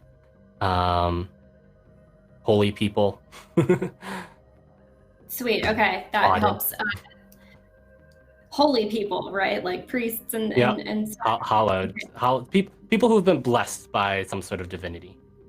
Okay, so I feel like at her night job as a bartender, like on Saturday nights, actually it was a Sunday. It was a Sunday morning. I feel like some blessed person who like holds sermons or whatever, some hallowed person who preaches like sobriety and stuff, came in and had a whole lot to drink that morning and told me a lot about, oh God, I don't even know what they would have told me about as far as like what the like undercurrent of the city is, but let's say that it's like a bigger name like in that like community of, all right. I don't know if this is helpful or like what you're looking for. Nope. This is great. Let's bring some people and factions into play. And then I would like you to roll with power. Roll with power. Oh boy. Okay. I have 1 power. Okay. Oh boy, I bet I rolled like shit. I rolled a 4, big 4.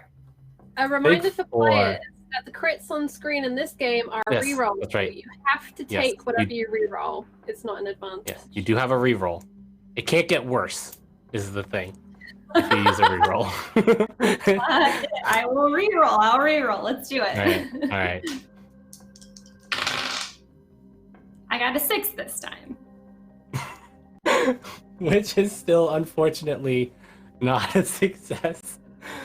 Oh, man. I'm okay with that. I feel fine. Boy, on a miss, you're caught flat-footed, unprepared, unaware. The MC will tell you who is coming like the at story you. Of my life, though.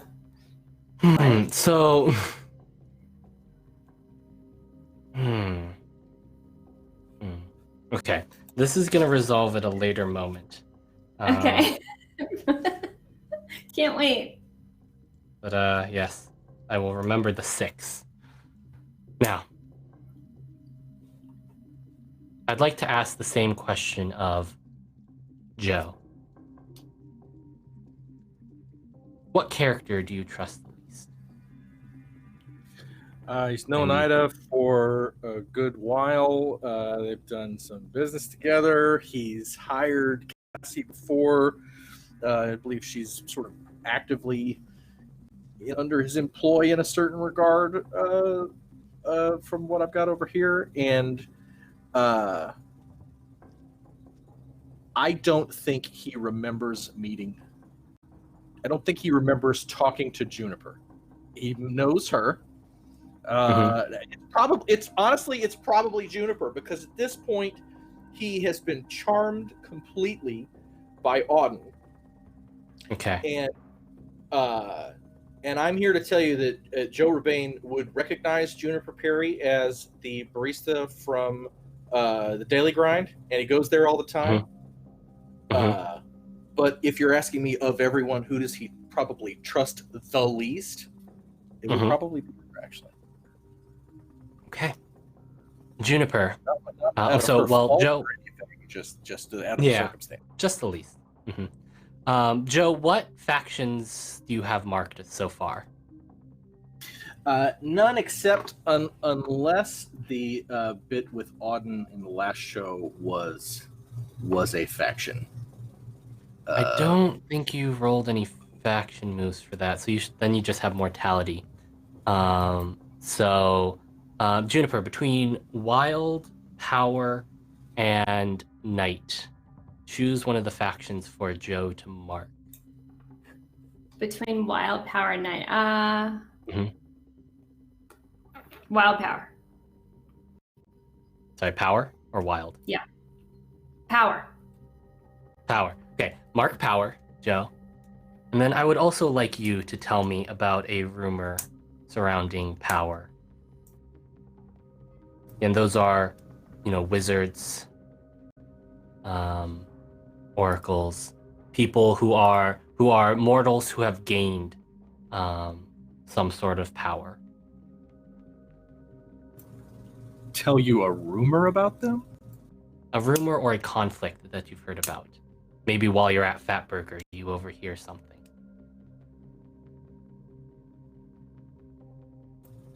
A rumor. I think. Go ahead. Oh, I was just saying, if you you don't have to give me specific names if you don't have stuff in there. I can provide stuff if you need for names and stuff like that. But if you give me a general, I've heard a such and such has had this such and such issue. I can always help fill in blanks. I've heard the Paragon Pictures is starving for money. It hasn't had a hit in a while, and is getting. It's one of the older studios. It was bought by a major conglomerate in the late 70s, and then had this massive boom, and then has cooled off since a ton of hits in the late 90s and 2000s. And Joe's worked for Paragon multiple times, and has good relationships there. But yeah, I think he overhears a Fatburger while he's getting more, Barks root beer, because he drinks that sort of thing. Things are. Variety's about to maybe do a story about trouble at Paragon, and roll with and Power. Also, go ahead. Sorry, if you want to finish. Yeah, if you want to finish that. No, I was going to do another one. Well, no, I don't. I had another thing. Okay, roll with Power. So that's base 2 plus my Power score, which is 1. Yeah, 2d6 plus, and then plus whatever your Power score is. Plus a 1, not another die, right? Yep, just a 1. Okay. And you do have 3 rerolls. You need to. I got an 8. Got an 8. So, on a 7 to 9. All right. You owe someone in that faction a debt, and someone in that faction owes a debt to you. So, we have an associate of yours that works at Paragon Pictures. I believe she goes by the name of Dolores Fuller. Dolores Fuller, yes, VP of production over at Paragon. VP Gorgeous. of production. Yes. And I believe that she's got a debt on you, and you've got a debt on her. What is your debt on her? What did you do for her that she'll need to pay back for her? Or what are you actually doing? Well, I think I brought in I think I started working with her in the late 90s and brought in Nobody's Business for Paragon with Martin Lawrence, and it came in opening weekend to the tune of 185 million. And she bought me a case of scotch that I'm still working on. And it was his biggest hit. It was his biggest commercial hit. And that was two of them setting that up. Okay. So she owes you a debt for that. Yes, especially since I couldn't get Too Much Coffee Man set up at Paragon. I had to go somewhere else to get the money. And she should have let me in a Paragon, set it up over there, but she turned it down, which was not fun. I think she has a debt on you. You can always help out with this. Why would you owe her a favor as well? Oh my God! Oh, come on! I've been broke for years. I mean, Yeah. I think she throws him. She's well connected, and I think he directs toy commercials. In fact, I think he had one this week, and he just shows up at a shitty studio in the valley, and it's like two kids going, "Wow!" So Dolores throws you a bone every now and then. Yeah, she throws me commercial work to keep me from, starving to death. And because she also knows that I've inherited this massive collection, which she doesn't care. She loves Hollywood, but she's toured the collection, and I think she's a fan of Sharona Normandy, the silent, or not the silent star, but the old movie star from the 30s and 40s who I befriended and who died and left me everything. And so she admires my inherited expansive collection of priceless, irreplaceable Hollywood memorabilia, props, costumes, and films. All right. Cool. So remember that you have a debt on her, because you can definitely use that to get things done later. Oh, we're about to call her. All right. Is that what your scene is going to be in this next week? Yeah, I've got a whole next week as you're getting production up. All right. Yes. So here we go. So we went to Fat Burger. They ate. Heard a rumor while he got root beer. Went home. Yep. Joe fell asleep on the couch and watching Eraserhead, and he has his CPAP machine on the table next to the couch because he has basically converted the bedroom into his office / screening room / sanctum sanctorum. So he falls asleep on the couch with the CPAP machine in and sleeps for like 14 hours. When he wakes up, Octo is gone, and he shuffles into the kitchen and pours coffee in his Too Much Coffee Man mug. Then shuffles his way into his office to start making his phone calls. He's got a few people to call today. And of course the office is packed with it's a complete disaster. There's no beds in it. There's a couch with scripts all over it, and the whole thing is just a beautiful disaster that I like to think about from time to time. All right, so the first phone call he's gonna make, he's gonna sit down and sip his coffee and dial oh shit, I lost it. Well, we gotta start with Dolores. We're gonna call Paragon really quick. We just got the money for Eyes to Fire, so we gotta get this set up. I wanna call Dolores' office. You get I imagine you have Dolores's personal number. You call that? Yeah, I'll call her so. Joe. Well, if this is the lovely ingenue Dolores Fuller. What is your washed up ass doing calling me? It's not very nice because you and I are about to make a movie together. Have you heard the big news? You heard the big scoop? I have not heard this news, Joe. Do tell me. I have not heard that we're going to be making a movie together. We are. Well, really? Okay. Well, I had a pretty incredible meeting last night with a gentleman, Alvin Thornhart, over at Eden Corporation. He showed me you guys have secured the rights for Eyes of the Fire by Streebeck, and he's got the money. He showed me the rights agreement signed, and we're ready to transfer. He's ready to transfer the starting funds over to the holding company and get this thing set up. It's amazing.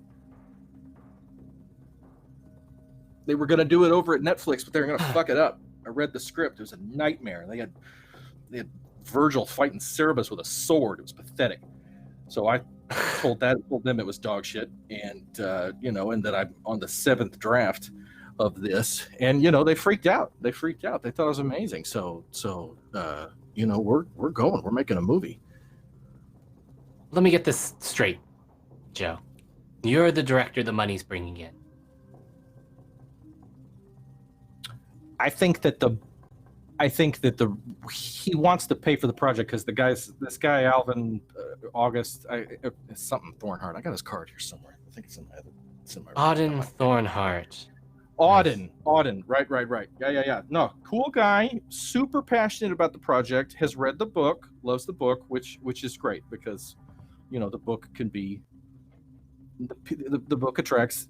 There's a reason why, it has the reputation that it does, but it's going to make an incredible film. It's, we're go. He's talking, he wants Oscars and everything. So, so fingers crossed. But the point is, he has the money. And another thing is he wants to shoot on location here in LA, which, I was going to go to Pinewood. I was going to go, I don't know, down to Austin. We've got to have basically, we're shooting in hell for at least 2 months. So he wants to do it here in LA. So I'm gonna go down to the LA River and look at it for the River of Dis and the River of Ice, and start thinking about how to use the city to actually double for some of these locations. Anyway, I'm getting ahead of myself. So lots to talk about, lots to think about. So I'm just giving you a call to we want to set the holding company up today. I'd like to call it Blue Harvest. In fact, I'd like to basically cloak this entire project in secrecy, call everything. Hold on for 1 second, Joe. Sure, go ahead. And you can sort of hear muffled. Vicky, I'm gonna need more coffee. Do continue, dear. Yeah. Hey, tell Vicky I said hey. So listen, he's got the money. We want to set up the holding company. We want to go ahead and get the two of you in touch so he can go ahead and make a transfer and get this thing going. I'd like to start casting by the end of the week. I've got one final draft of the script to just a couple little tiny tweaks I'd like to make, and then I've got the casting listings ready to go. And I'm going to need a little walking around money. I think I'm going to waive most of my fee for this one. Just put it right back in the budget. Try to make the best movie we can. Put it all up on the screen. But I got to say, I need a little jingle in my jeans. I gotta eat. You know what I mean? So we'll go ahead and get some money moving this direction and get this whole thing set up and get casting by the end of the week. I'm sorry, are you asking me for money for walking money, no. or are?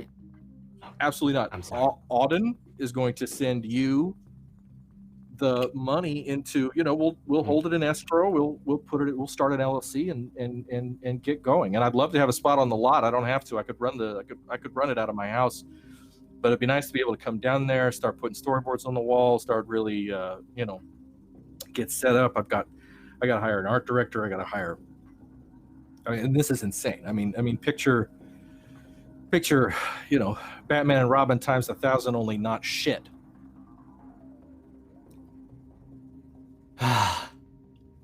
In hell. Right. We will make sure to get in touch with Mr. Thornhart if this is the director, and he's aware of your more recent history, success, and with regards to success. Yes, this isn't some sort of joke.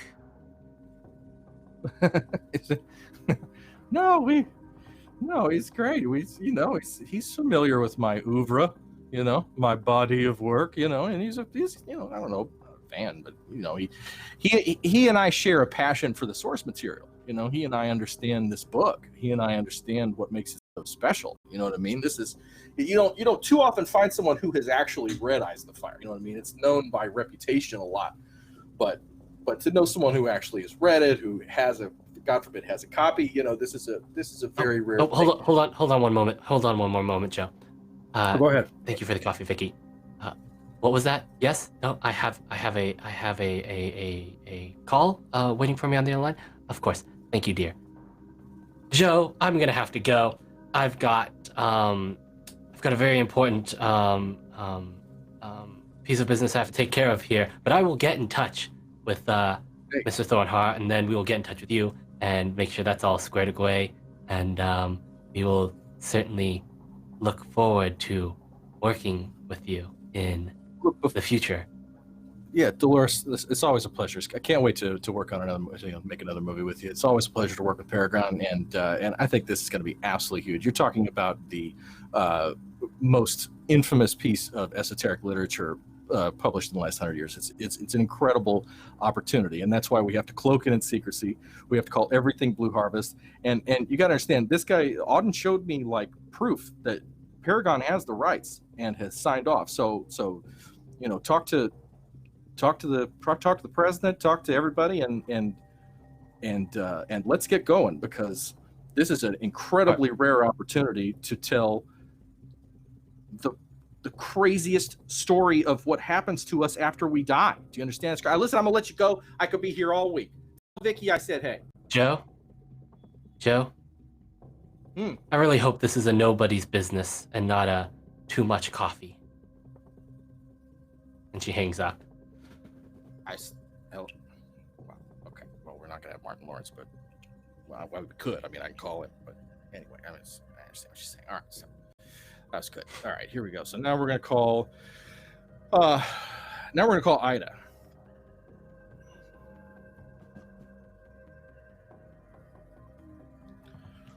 Let's see if she's here. Yeah. Hey, Ida, it's Joe Rebane Productions. How's it going? Hey, Joe. It's going good. Did you find something new for me? What you calling about? Yeah, listen. You looking for like part or full-time employment through the next 3 or 4 months? You want to follow me around for a little while, make a movie?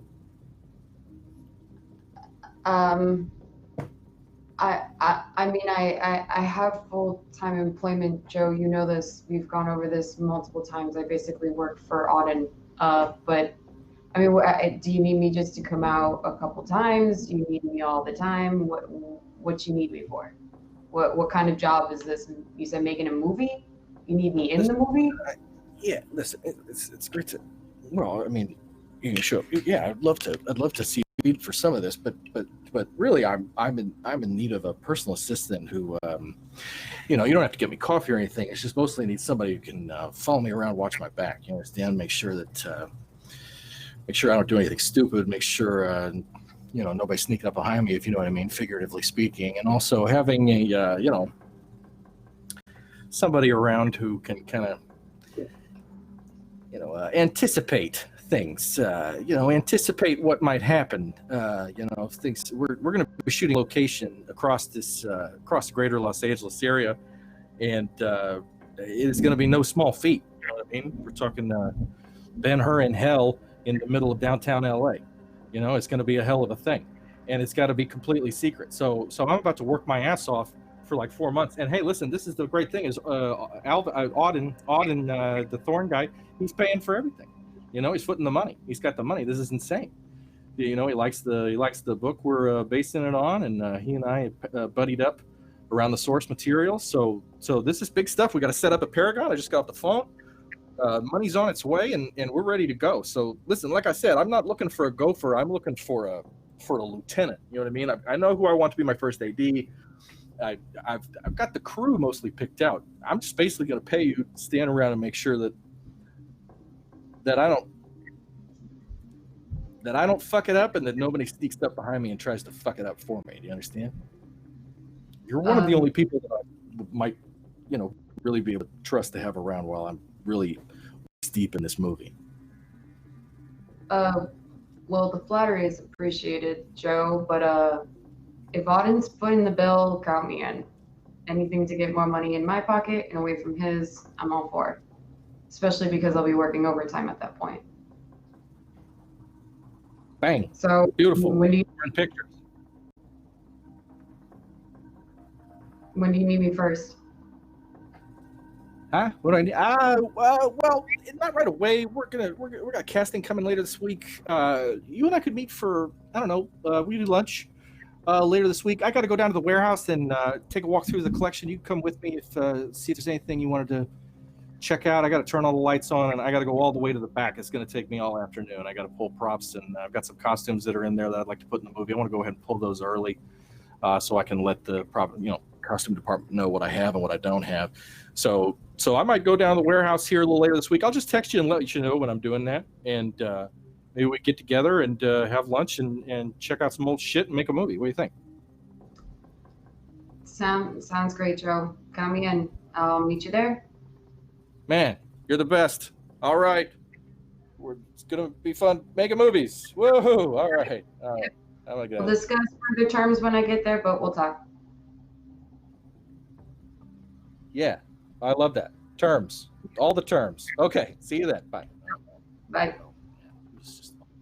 All right. There is a sudden thud that you hear from your direction of your front door. Almost sounds like a knock at your front door. Octo seems to be out. He's like, Octo! He's like, shit. All right, I'm coming. Do I have to sign for it? And he's got a lot of lower back pain. He's got his coffee, so it takes him way too long to get out of his chair. He's gonna get up on his knees and then kind of throw himself halfway across the room, spilling his coffee a little bit, and makes his way to the front door. He is in Crocs, a plush terry cloth bathrobe, a Too Much Coffee Man crew t-shirt, and boxer shorts with Rolling Stones lips all over them. As you pull the door open and it swings inwards, you see a note pinned to your door by a knife. We're over the door. We have all the cookies. We don't even. What? Oh shit! What the? Is anybody around? Looks down. It's kind of hard to look down the street because we're pretty far up off the street with the gate and everything. What the hell? I take my robe and bunch it in my hand and pull the knife and read the note. Could have just told me. What the hell? It says, "Don't open the eyes of the fire, or else the demons will find you."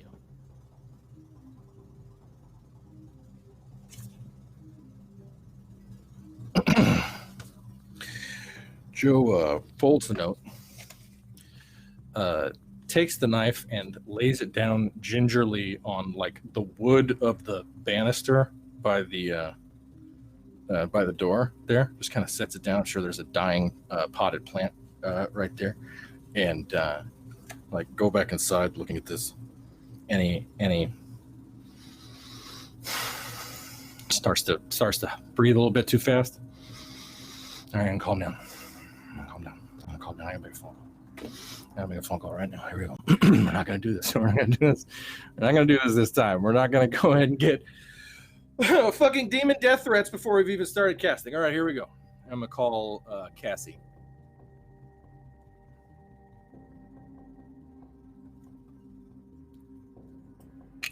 Oh Jesus.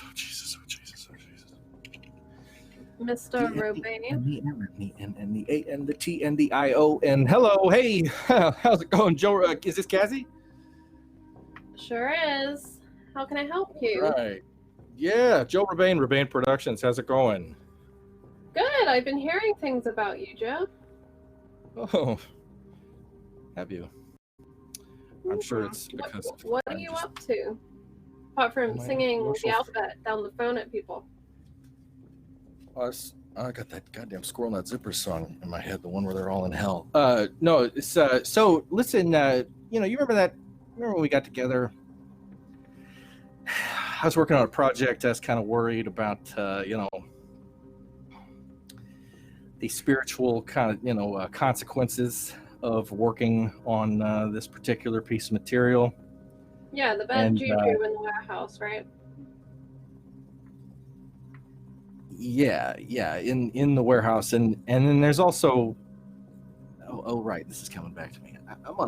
I've had a few cocktails. I think I hit my head on the garage door too, so I'm a little fuzzy. I haven't taken it. Why are people telling me to watch you? What are you up to? What are you caught up in? Why are people telling you to watch me? Mm-hmm. Oh, because we're about to win Oscars, baby. We got a big project set up at Paragon right now. We're about to make a movie right here. This is big stuff. Listen, okay. Something just happened here at the house. Somebody stuck a knife in my door and told me to stay away from the thing I'm working on. Mentioned some use the word demons, which I think is a little on the nose personally, but I'm gonna need. Can we do lunch? Can we get together? What do you want to do? Pars? You want to do? What do you want? I like the margaritas. Well, what's the deal with the movie, Joe? Why would people be making threats? I can't protect you if you don't tell me everything, Joe. That's the deal. Well, it's the sort of thing I'm not wild about going over the phone. You know. All right. You still down by the beach? No, that's my roommate. I'm up in the hills. We're up at Laurel Canyon in Wonderland. You want to come up here? Sure, there's a fee. Okay, if I meet you for lunch, how all right, fuck it. Look. Joe, Am I on I'll speakerphone? come. Am I on speakerphone? No. We're adapting Eyes of the Fire by E. Streebeck. Do you understand? It's a big deal. It's one of the most notorious lost works of esoteric literature in the 20th century. When bad things have happened to people who have had the first edition of this book.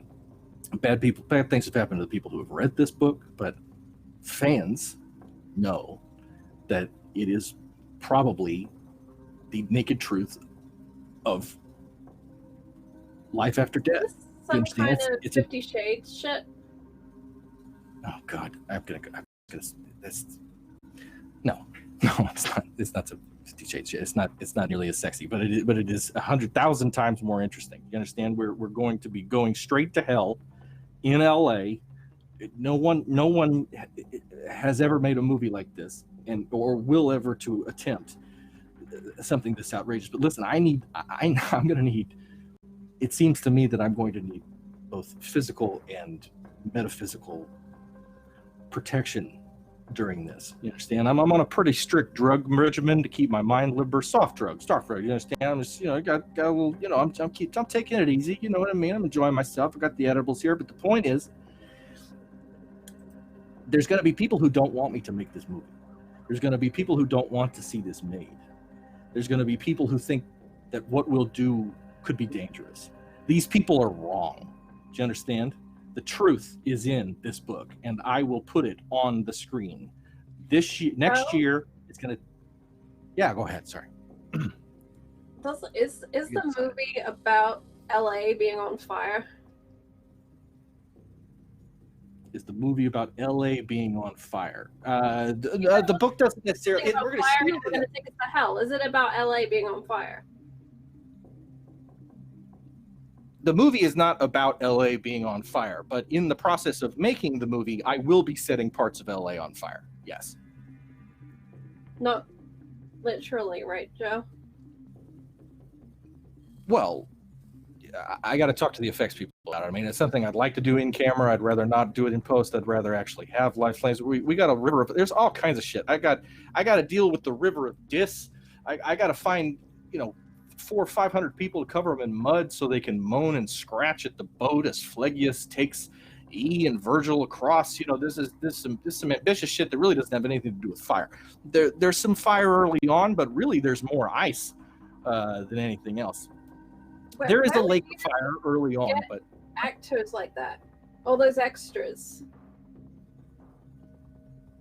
I was actually going. I had a crazy idea. I speak of actors, but what's your crazy idea? I don't think I've told anybody about it. As I've been, I'm on the 7th draft of the script. It's been a passion project of mine for a long time. So I've got some big ideas on how to do the more ambitious stuff. My idea is to basically feed and compensate most or all of the homeless population of the city of Greater Los Angeles to be extras in the large crowd scenes in the film. Let's do lunch. Where are you right now? I'm at home. Where do you want to go? I'll come to you. You keep that note, and I'll be there in about, I don't know, like an hour and a half. Hey, look at that. Appreciate you. I'll put the coffee on. I don't have any money. If I can pay you, but we're gonna have to start a tab because that's fine. But this one, we'll call this one free, Joe, because I got questions for you. All right. Hey, listen, it's gonna be a blast. Thanks so much, Cassie. Drive safe. Talk soon.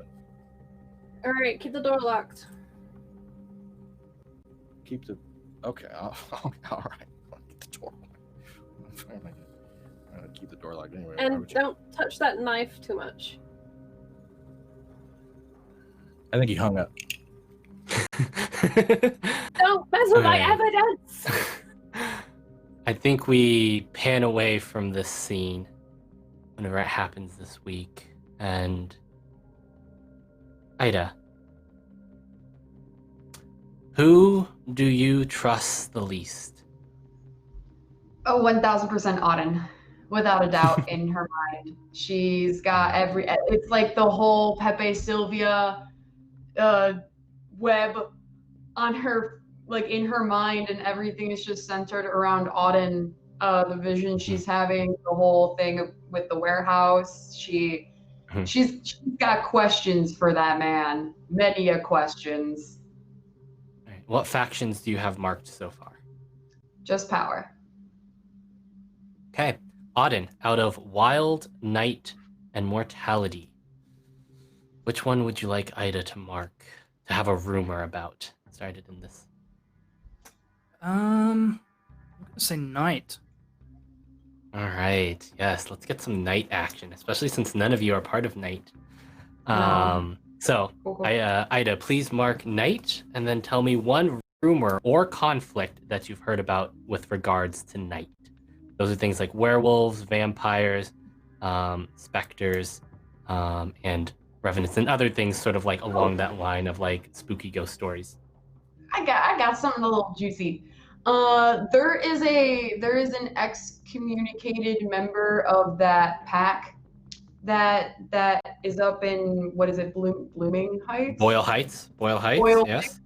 Yeah, there's like a member who got like shunned from them that is now like shacking up with a vampire and trying to start chaos on their turf.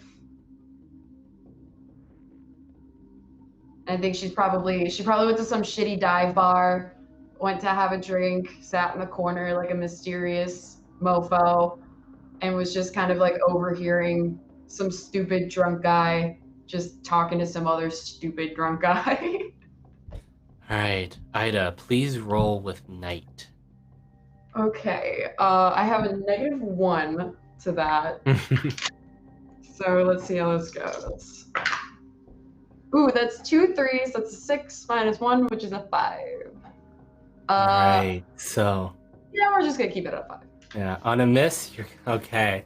I think this might, if we're going over sort of some of the things that I think you wanted to do with your individual scene, I think this will come to play during the scene. So, The next thing I need you to roll is your foretelling. Yeah. So I roll a spirit, which is a +1. That is a 6 and a 1, a 7 plus 1 is 8. Right. So, on a partial success, let's see. On a partial success, you get to hold 1. As always during the session, you get to spend your hold to declare that something terrible is about to happen. What? All right. Cool. So, this one isn't accompanied by a foretelling right now. This is something that'll come to play either during the session or we'll figure something out. But now, what was it exactly that you wanted to do? So, for Ida's little time, I think with what she's been discussing with Cassie, what she's been seeing, the thoughts that have been kind of mulling around in her head, she actually, so that dive bar that she went to, I think she goes there in hopes of like gaining some information, because I would like to, I know I just marked night, but I want to hit the streets to see if she can find anybody who could either talk to her or tell her more information about if there is any other creatures that have been seen similar to the one that Cassie saw, or if they know anything about what it is, where it comes from, anything like that. All right. So with the hit the streets to get you're hitting the streets to get what you need. Name who you're going to and roll with their faction. So what or who do you have a specific like idea in mind, or I think she would know some. I think it's the bartender at that bar. It's I think she would know them, and just kind of like, they don't know really who she is or what she does, but they just kind of gab. She puts on like the nicest, most social face she can, and she works them for contacts basically. And she's maybe like helped them out once or twice with like a vision or something that they needed. But I think she would go to this like shitty dive bar to talk to this bartender about anything that they've heard. Right. So I think this bartender is a vampire. Unless you're trying to find someone else of a different faction. No, it was supposed to be night. I had every intention of trying to connect with night because it's a creature, so that's perfect. All right. But yeah, this works out. So I think they are a vampire. Do you want to give them a name, or do you want me to give them a name? You can give them a name. All right. Actually, I lied. Their name's Jamie. No, their name is Jamie. All right. Vampire bartender named Jamie. Why don't you describe Jamie for me at this moment? Jamie is very androgynous looking. They have kind of like short blonde hair that's like a little bit longer in the front and it kind of tapers out. Very like slender and angular face, dark brown eyes. They wear like almost like a Letterman's jacket, but it's like a torn, very old, like vintage Letterman's jacket with some like black pants, Doc Martens, just like the sleeves kind of pulled up, a dirty white t-shirt underneath, just kind of like cleaning glasses, just some normal dude. Yeah. Works at a bar. All right. I think they've kind of got an absent-minded look as they're just sort of going through their daily routine. Vampires have this tendency to either be like hyper aware of everything around them, or a little more sort of laid back, phased out. But that doesn't mean they're not aware of things around them, but they aren't as active. And I think Jamie just sort of has this sort of laid back kind of almost, you would say, like, if this was anyone else, if this was someone you knew, you would say it's almost this kind of laid back surfer vibe. But like, that's just him being very cerebral. He's just like sort of raises an eyebrow. Ida,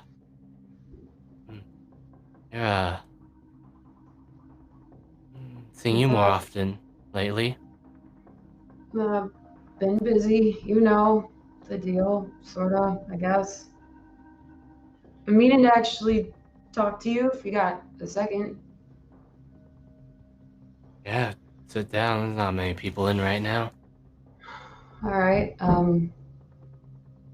Well, kind of looking for some information if you've got any hiding in that big old brain of yours. Looking for a weird little creature. Something not normal around here. Little birdie come by and maybe tell you what that could be about?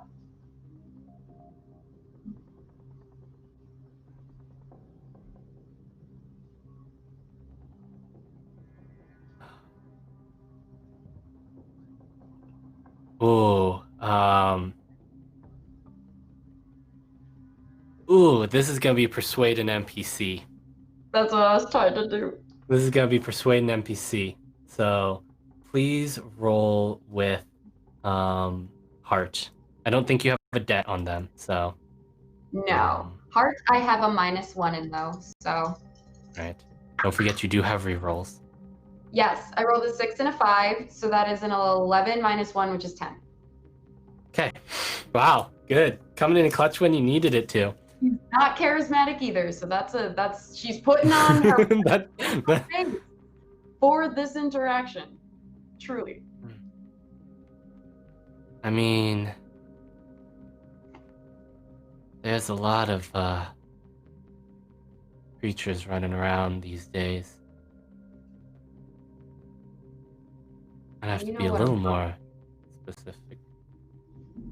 The one black and red, shadowy, makes you afraid and cold. Oh. I guess it's actually not what I thought you were gonna say. No. No.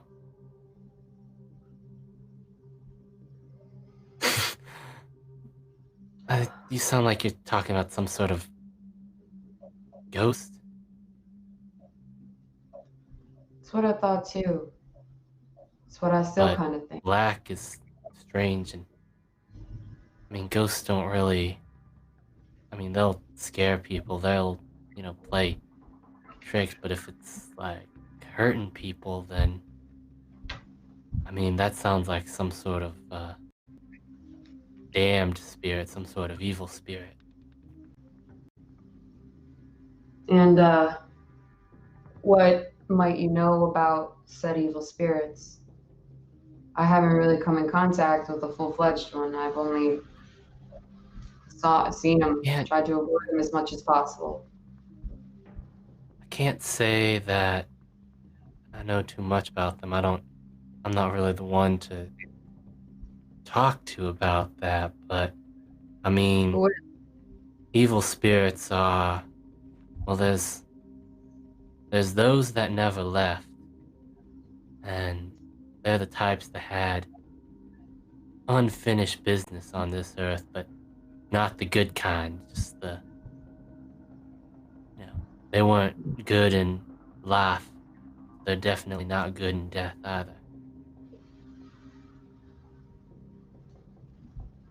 And then there are those that actually did go to hell.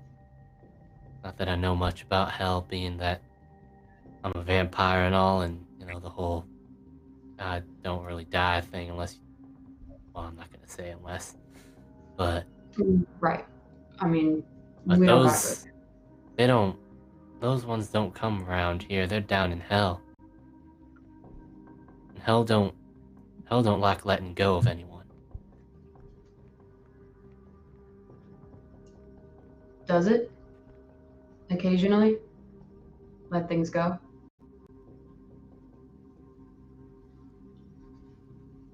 I mean, you just hear stories about someone ripping open a hole to hell. I mean, but those are stories. They're old, like everything else. Well, Jamie, you said I should go to somebody else who's more knowledgeable. Who do you suggest? Look, if you're looking to ask about ghosts and hell and all that, you're gonna want to go see a fellow by the name of Zhang Kui. Runs this hotel. Might have heard of it. Considered the most haunted hotel in all of LA. Goes by Hotel Cecil. Can you, out of character really quickly, repeat his name? Yeah. Oh boy, it definitely. It's pronounced Zhang Kui, but it is very much a Chinese name. Oh, okay. Yeah. But it's pronounced Zhang Kui. And then the hotel Is called Hotel Cecil. Tecil.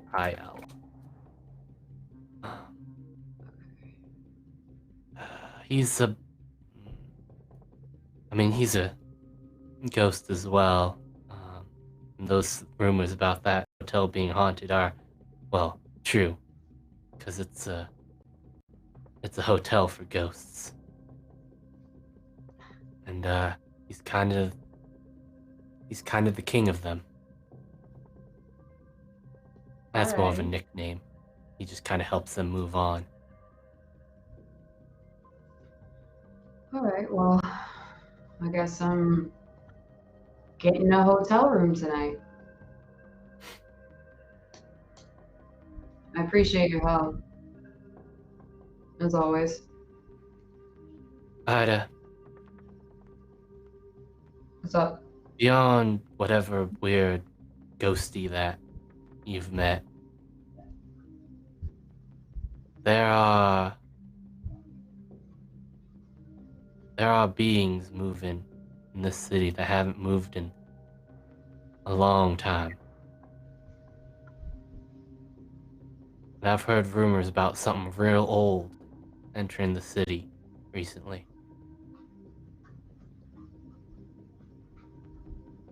Be careful if you're looking into strange things. Interesting. I'll keep it in mind. Appreciate it. You need anything from me before I get the hell out of here? You gonna have a drink? I suppose one wouldn't hurt. The usual? Yeah. What is your usual, by the way? Oh, Ida's usual is just a glass of like Jameson neat, nothing fancy, just a little bit of whiskey in her system. It's perfect. Alright. I think as you sit down with your drink, I think we move away from this scene. Cassie, who do you trust the least? Gordon Thornhart. Oh, yep, of course. What factions have you marked so far? I have marked all of them bar Knight. Knight is the only one I don't marked. So Auden. I mean, normally you would have a choice, but there's only one left for her to mark. So I'd ask you what faction you want her to get involved with, but it looks like it's Knight. Well, it sounds to me like Cassie has made her bed. So. So Cassie, please mark Knight, and I think you're the first person to reach a advancement. And in Urban Shadows, the way you advance is by entangling your lives with those of people from and beings from other factions. You get to choose from a list of advancements there. You can choose now, you can choose later, whenever it most makes sense for you to do that. Once you've chosen your advancement, you clear your faction clock and you start again. And you choose from the left side column. For the first. I just want to make Don proud that I remembered we were playing a game and have been ticking boxes. Okay, I just want to make Don proud. I mean, don't worry. Boxes will be getting ticked very fast soon, given the web entangling we've been doing today.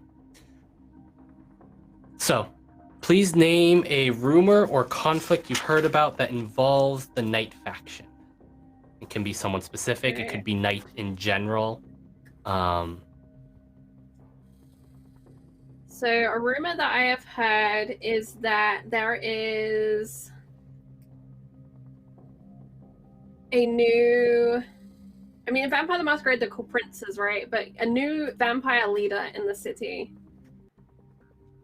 And that has caused some shuffling, but it was a weirdly bloodless transition. And Cassie had this rumor from a friend from a long time ago in Seattle who called her to warn her that there had been a change in the politics.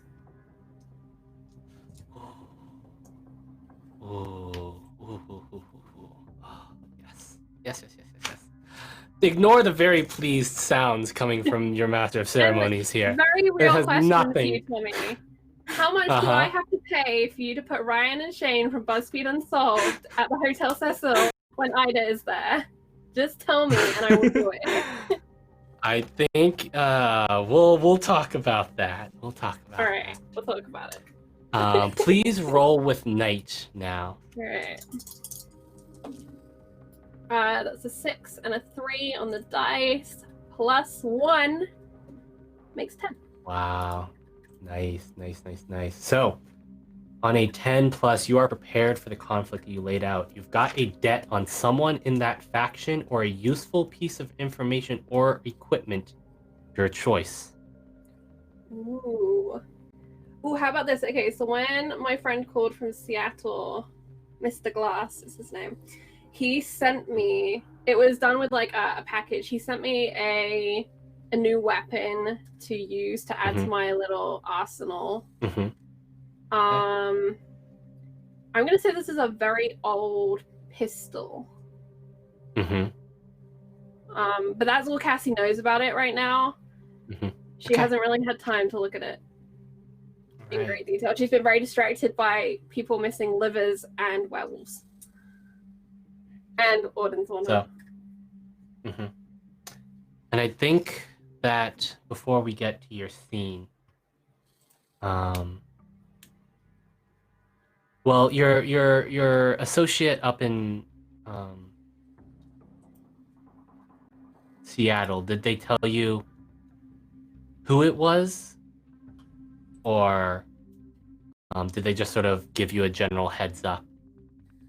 I think Keen didn't tell me who it was because he is involved in kind of vampire accountancy and brokering, and he doesn't want people to hear that he's telling hunters who to hunt, essentially. So he was like, you figure it out, but this is what you need to know. Okay. All right then.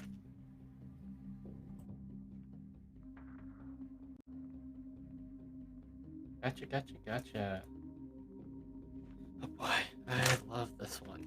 So, did you have a particular, and we'll get to, I don't know if you and Joe wanted to play out your lunch at some point, but was there a particular scene you wanted to play out? Besides that, I also have other more Cassie-related material. Yeah, I didn't really have a super scene for her to play out. Mostly it's a montage of her researching things, what liver's used for,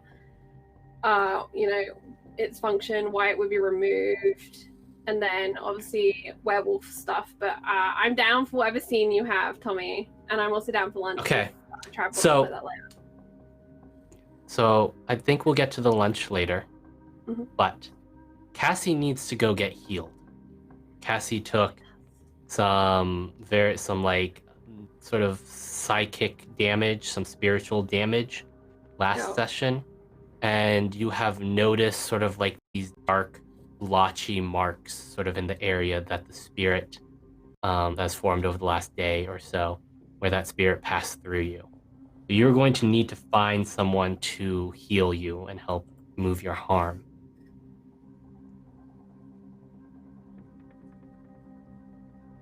I think she doesn't want Ida to know. So normally she'd ask Ida for a contact. But she's having to do some essentially fishing around to find someone who might be able to help her. Mhm.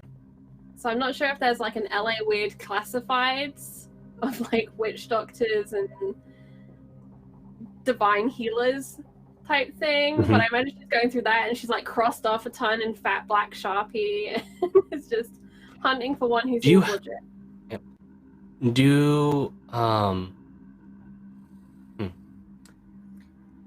I think do you Cassie's have a contact that you she knows that she's injured, so she's trying to find someone she doesn't know.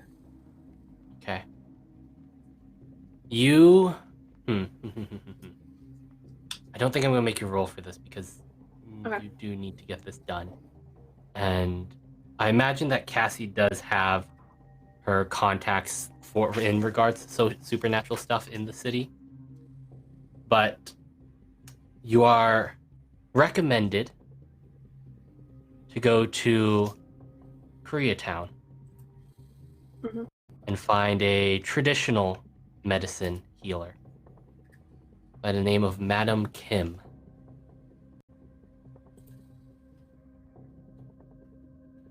I'm already afraid of this lady. Alright. Cassie will head out. I imagine she wears what she normally wears, which is kind of... today it's ripped jeans and a loose white blouse with a jacket that she isn't wearing. She's waiting for it to get cold in case it does get cold. But she's had that like lingering feeling in her, so I think she feels cold when it isn't cold sometimes at the moment with the inflection. So this is where I'm gonna have you roll, hit the streets with power. Double sixes! So that's 12. I'm very excited. Plus nothing, so that's 12. That's as high as I can go. Well, all right. So, do note that you will get to mark power again because you have already hit your advance. So you'll have power once you sort of clear that advance. On a hit, they're available and have the stuff. So you find sort of Koreatown is in one of the more metropolitan parts of LA. There are plenty of sort of high-rise storefronts in that they're like these interior like level malls that are just full of, they've got traditional clothing, they've got loads of traditional medicine sellers, all sorts of Korean beauty product sellers, very big deal here, and of course all your great to eat Korean barbecue and noodle shops. So I would like to pick up some sheet face masks and a little like carton of some nice Korean barbecue meats, please, as Cassie's weaving her way down. You find yourself in one of these, we'll call it the Wilshire shopping center, Wilshire shopping center, and you find yourself in front of one of these traditional medicine sellers. You can see inside they've got, it looks like kind of like an apothecary, in that they have just like all sorts of things that contain like little cubbies that contain all sorts of different ingredients, as well as a lot of jars of a lot of pickled stuff. Yep. Like you definitely see a scorpion in one of them. There's a snake in that one. Frogs in another one. And there is a young woman sitting behind the desk, just sort of thumbing through a Vogue magazine. And and she has sort of like long black hair, and she looks up at you and she says, "Can I help you?" Hey, I was told to come see Madam Kim about something I've got going on. I don't know. And then you hear a voice sort of call out from behind, like through a doorway that is covered in sort of a what do you call it? Like a cloth barrier, sort of. Like a curtain. And yes, and you hear the voice sort of call out, "Let her in. I'm expecting her." Guess I got the right place. And the lady just sort of goes, "Okay, go on in." I dump what remains the carton of Korean street meats in the trash can. I imagine it's probably behind the counter as I pass. "Don't worry, I'll take care of that." As you dump your meat in their trash can, you dump your food in their trash can. Can't take it through to see Madam Kim. Just go through. And you enter sort of a back room, and this back room is very different from the front of the shop. In the front of the shop, it was very sort of, well, traditional, but the furnishing and everything was very modern. You know, glass front, open front. Back here, everything looks old, traditional. There is sort of this large medicine cabinet with all these little individual drawers on it. There is sort of wood paneling, and there is the smell of burning incense heavy in the air. And sort of sitting in the back of the room on a sort of a cushion on the ground, cross-legged, with a mortar and pestle, is quite frankly one of the oldest women you have ever seen in your life. She is very small. She wears sort of this traditional garb that involves sort of a white upper, sort of crossed over, like it's not a cardigan. It's kind of like a half robe, but it looks blousy the way it's worn. Looks like a blouse the way it's worn, and then sort of this high-waisted red long skirt.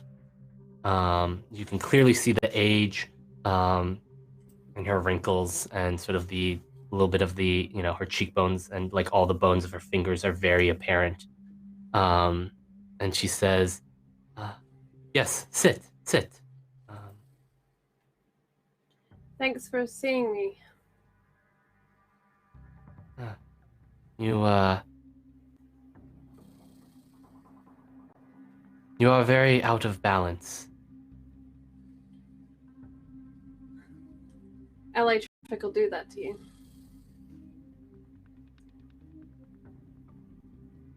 I think that LA in general will do that to you.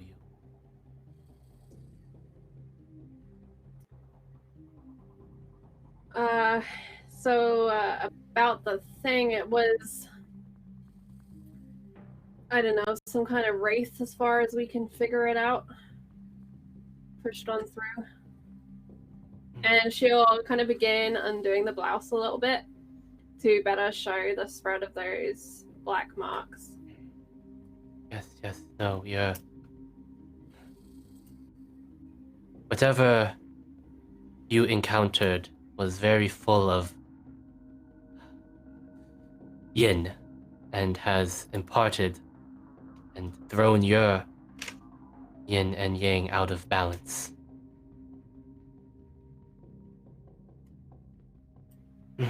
It is good that you have come to see me so soon.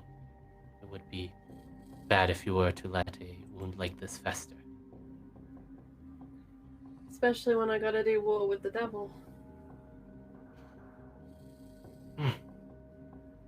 Figure of speech. Landlord. She sort of looks at you, and then in a "are we sure about that" kind of way.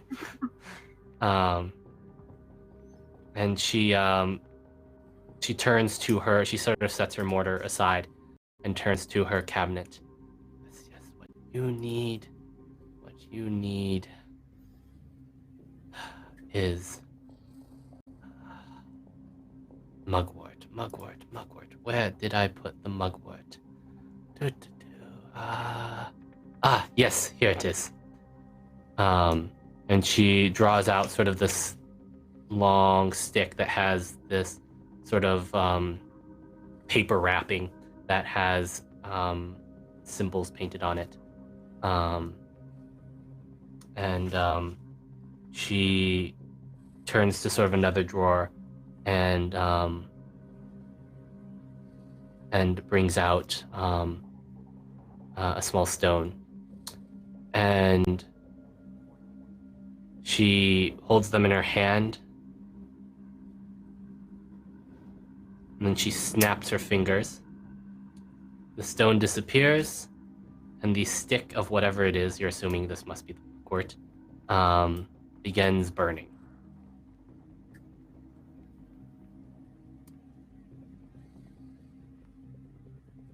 This is going to be a little uncomfortable, but we must remove the negative energy from your Sure. channels. Do what you gotta do. I get the sense that you don't quite believe in what I'm about to do. Maybe I just believe too much about what you're about to do.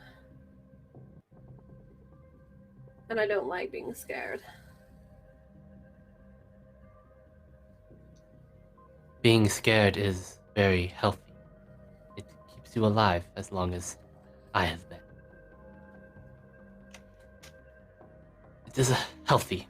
You just cannot let it control you.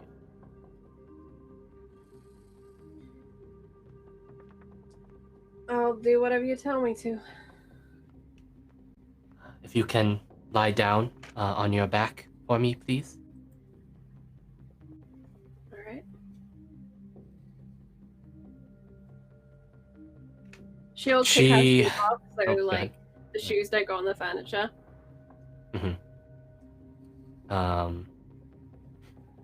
Yeah, you totally walked in to this area with your shoes on, which she has politely not said anything about. But and she has you lie down, and she moves her cushion over to you, and she brings the burning stick very close to you so that you can feel the heat on you, but not enough to actively be burning your skin.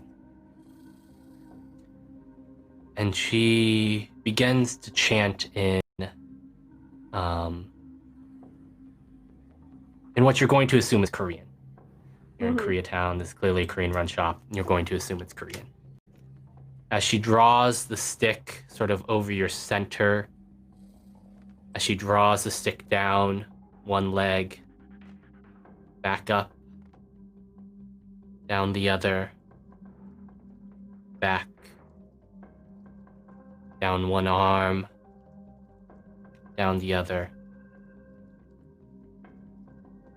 back to your center, up, and you begin to feel almost as if something is moving, almost as if you're, it feels like when you feel like you're gonna throw up. And she brings it up past your chest, up to your head,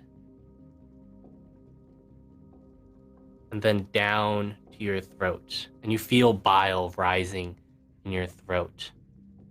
And she quickly grabs a basket and brings it over, and has you, and like lifts you up with some surprising strength for how old and frail she looks, and has you lean your head over the basket, and you just immediately vomit.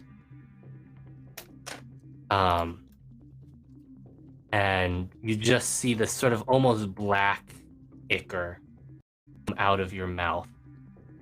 This black, like oily looking sort of ichor come out of your mouth as you cough it up, and it takes a few retches before you feel like you're finally done.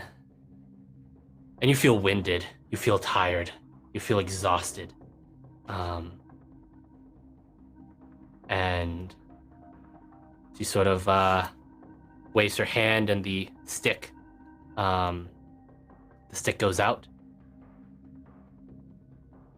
We are done. You may sit up.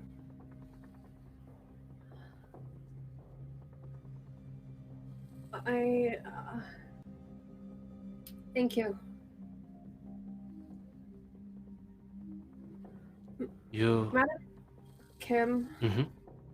Yes. can I ask you something? You are here. You have just done so. In You may ask me something else. medicine, is the liver used for anything?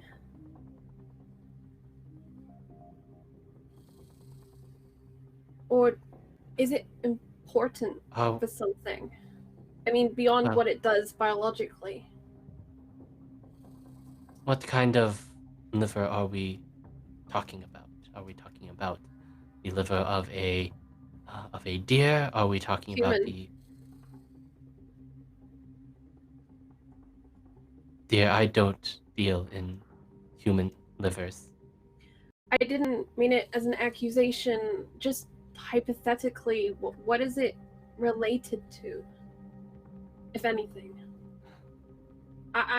I'm really sorry, I didn't mean it as anything offensive. I'm just investigating something and hitting a lot of roadblocks. And you clearly know more about a lot of things than I do. Human livers are not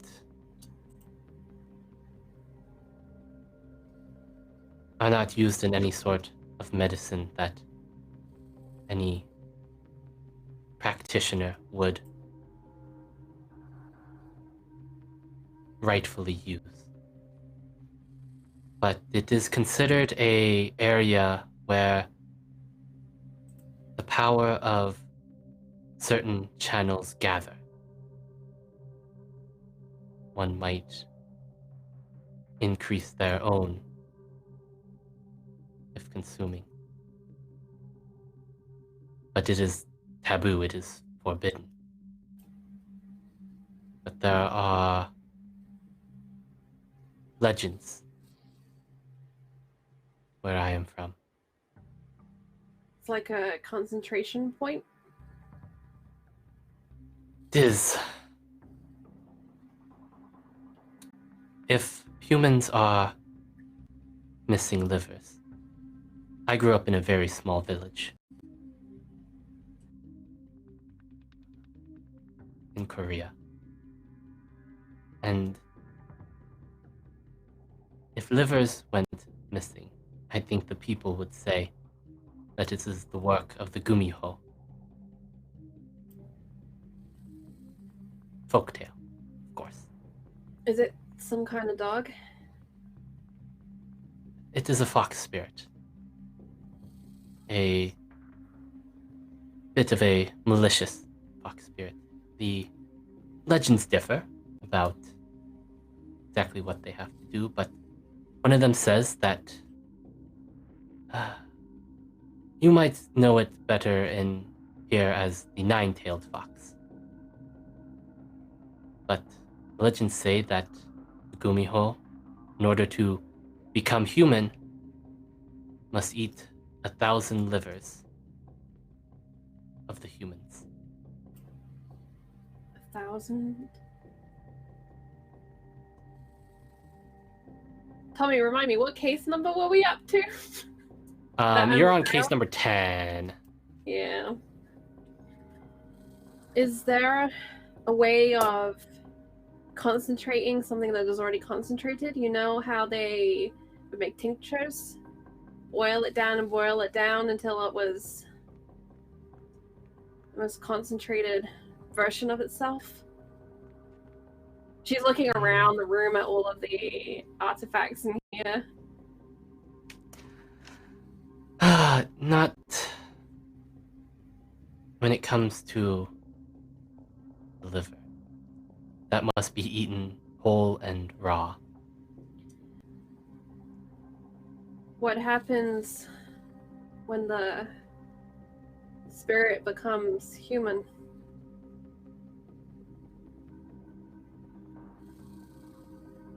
She sort of leans in. I don't know. The legends don't really ever tell of a successful Gumiho. They are typically found by one of my creed, revealed for what they are, a malicious fox spirit, and they are destroyed or banished. Madam Kim, there are 10 people dead. Missing livers. Marks.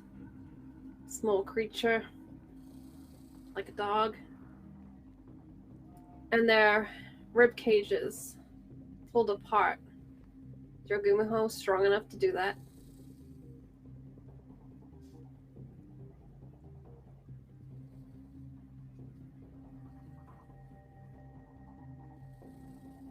Dear, if you ever encounter Gumiho, I would run as far as you can.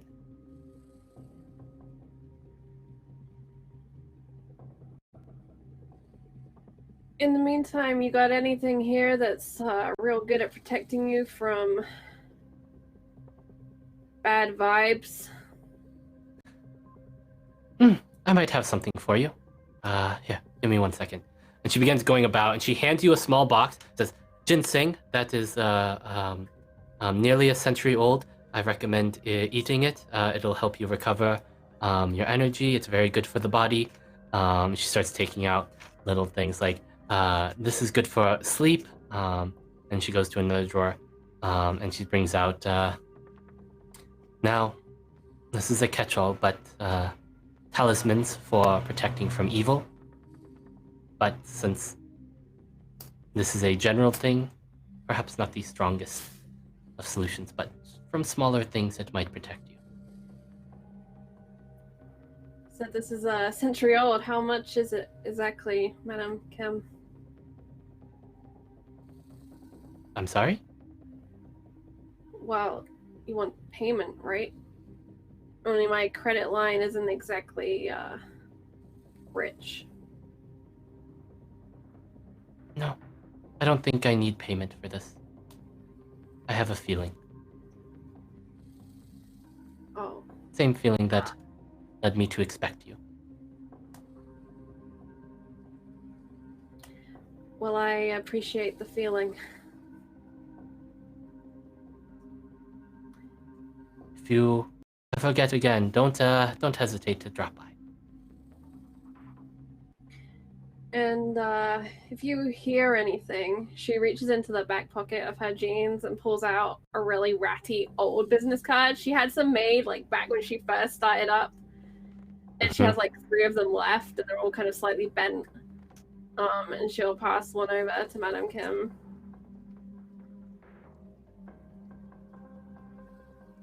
You know. Of course, I will let you know. Thank you. She'll carry her shoes out through the curtain and put them on in the shop, realizing that she'd made a mistake just by not thinking. And you see just you see the shopkeep just sort of just cluck her tongue and go back to reading, just like and go back to reading her Vogue. It's good barbecue. You should try it. Just down the block. Yes. Thank you for telling me about the restaurants in the area in which I work and live. Well, you didn't know Madam Kim was in today. I just thought I'd let you know. And she'll go out the front.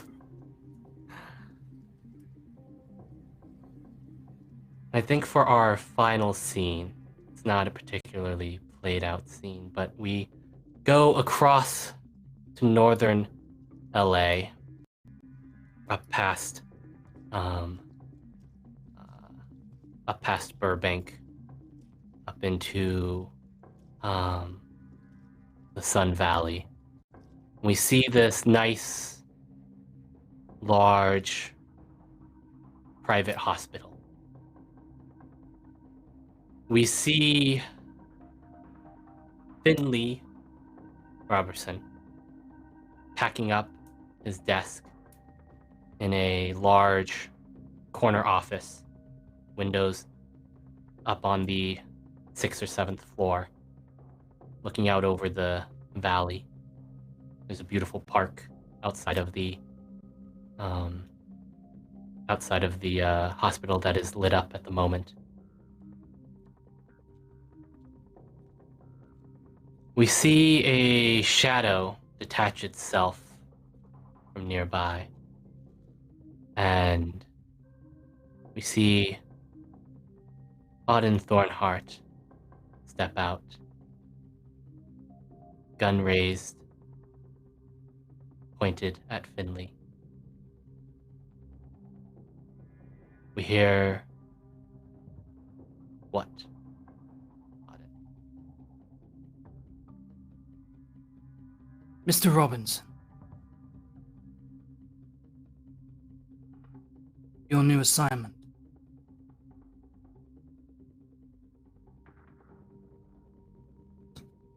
You failed. And I shoot him once in the chest. And that is where we end today's session.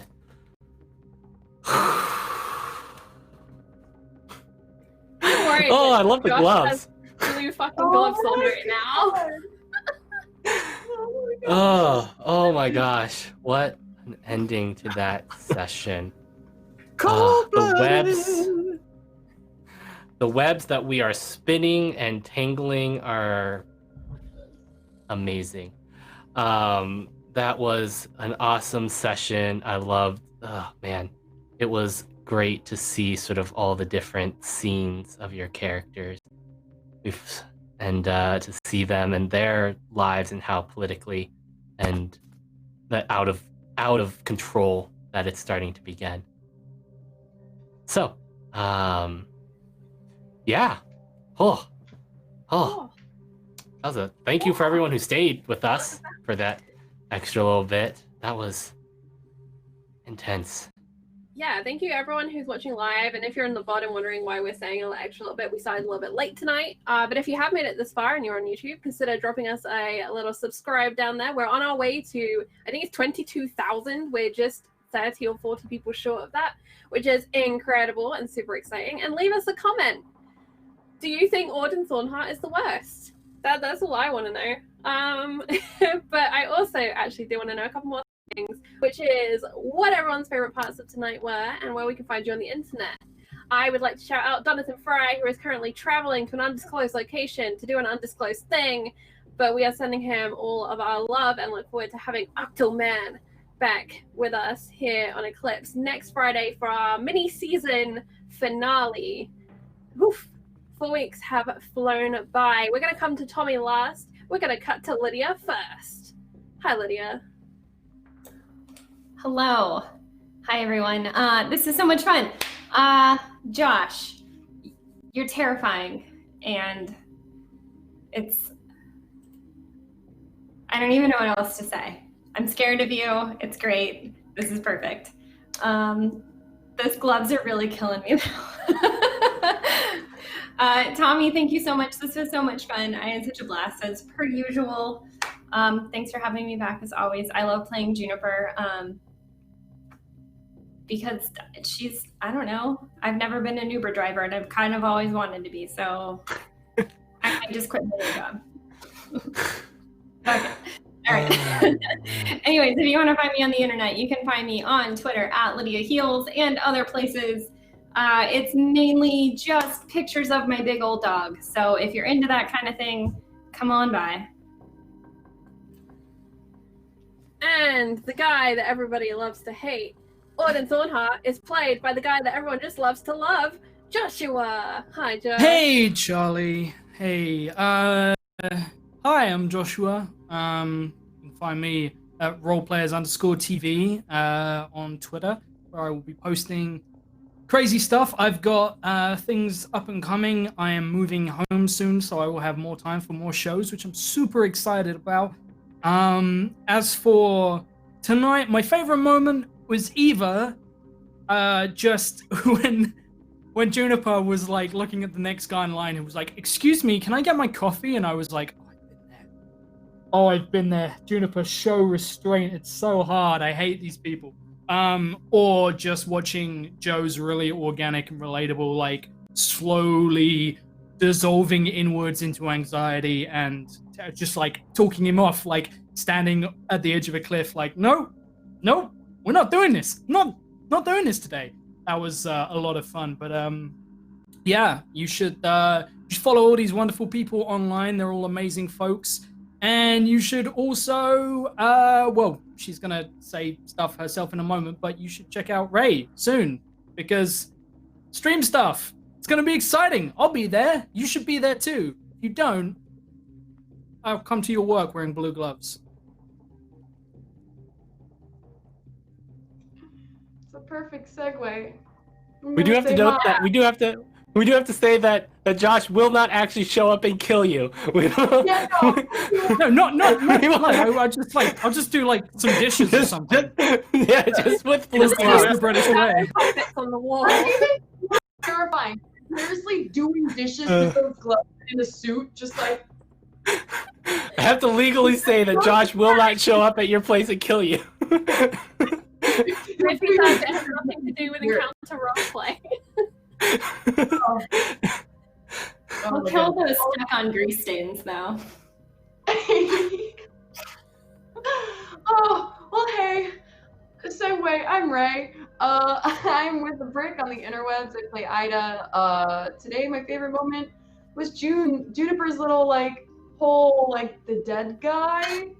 Like, just being so, like, there's just, like, an air of Juniper that is just so naive, but so, like, quaintly naive. And I really love that. It's so believable. It's so, like, it just, like, feeds into her character. And I really, really enjoy seeing the progression of that every week and her interacting with people. It's my favorite thing in the whole world.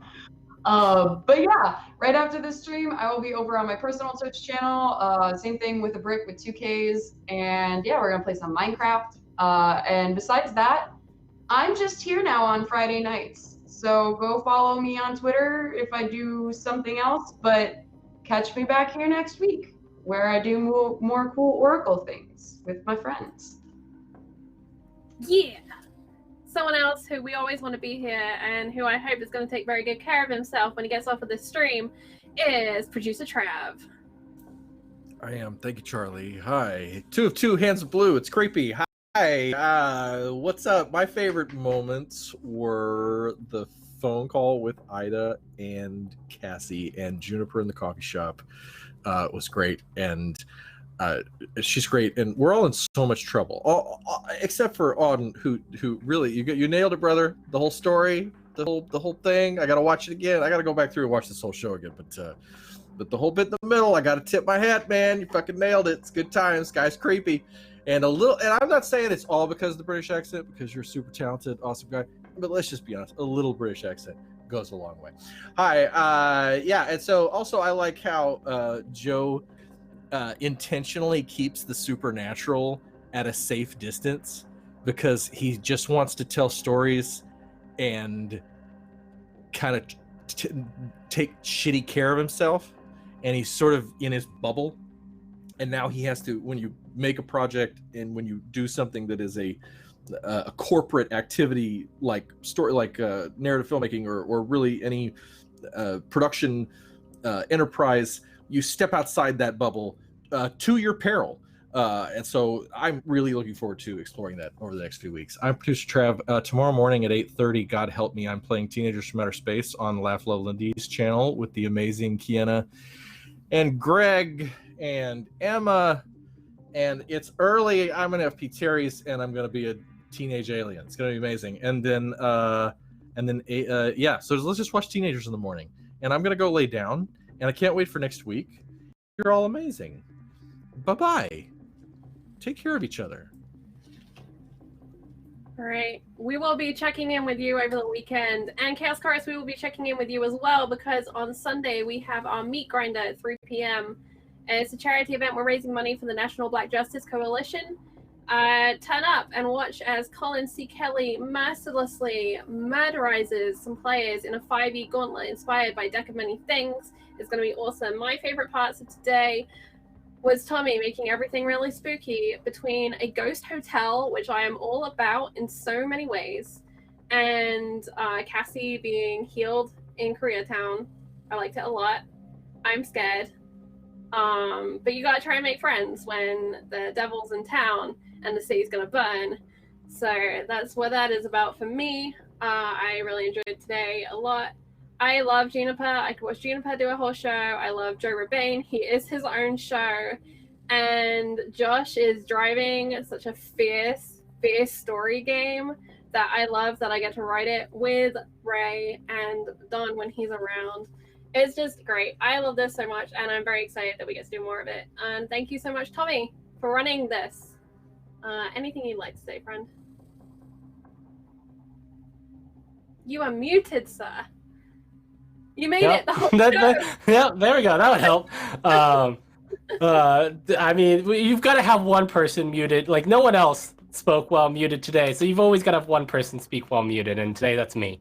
But oh my gosh, it's like I said at the beginning, y'all make this so easy to run, because honestly, I just throw spaghetti at the wall, and you all just take it and run. And you run, like, you run, and then you just keep running with it. And it's so great to be able to play with you all. Oh man, things are getting spooky, as Charlie said, and things are definitely starting to entangle here, and I'm super excited to see where you all take it next week. But yeah, you can I am Imperator Penguin on the Twitsphere. You can find me. I do video stuff and tabletop RPG stuff. I do stuff on the interwebs, kind of. But mostly you can find me here on Fridays, and then over on Saturdays at 12 p.m. Eastern, you can find me on Salty Sweet Games. Yes, that is it. Where I play in Call of Cthulhu, where my character hasn't died yet, which is like a record for me. Hasn't been hurt, hasn't been shot, hasn't been killed. I mean, I'm surprised. Like, it's been, what, like 18, 19 weeks now, and I'm still haven't been shot. I've nearly been run over by a train, all right, but I haven't been shot, and I haven't died yet, which is like an absolute record for me when it comes to like Call of Cthulhu and other horror games. Like, and just as people on this channel know, Masks of Nyarlathotep is a particularly gnarly module, so yeah, somehow. But like, I'm knocking on wood. I'm not expecting that to last long. I have 6 backup characters in case. That's about it. Awesome. Well, thank you so much, Tommy. If there's anything else, be sure to tweet about it. And a small reminder for anyone who has made it this far and hasn't yet turned off, we have our own little Twitter account for the Friday Night Frights crew. It's Friday and Frights over on Twitter. We have like 8 followers, but we appreciate you all muchly. We'll be tweeting little extra bits of bonus content, updating the Wild Anvil, and more over there about all of our campaigns. For Encounter Roleplay, as I said, we've got the Meat Grinder on Sunday at 3 p.m. It's going to be a lot of fun. And then next week is Finales Week. We have finales for, let me think, Coriolis next week, Gala of the Damned, and Heroes Next Door, as well as this mini show. And we have 2 one-shots, one for Thulu on Tuesday in the Pendragon's Parish slot, and a game of Cult at 6 p.m. Eastern on Wednesday. I will be posting an updated schedule for you all over on Twitter. And until next week, try not to roll too many nat ones, because I still haven't got the button to turn off the channel, and I need to drag out this outro until I can get to it. Take care, good night, and have a great weekend.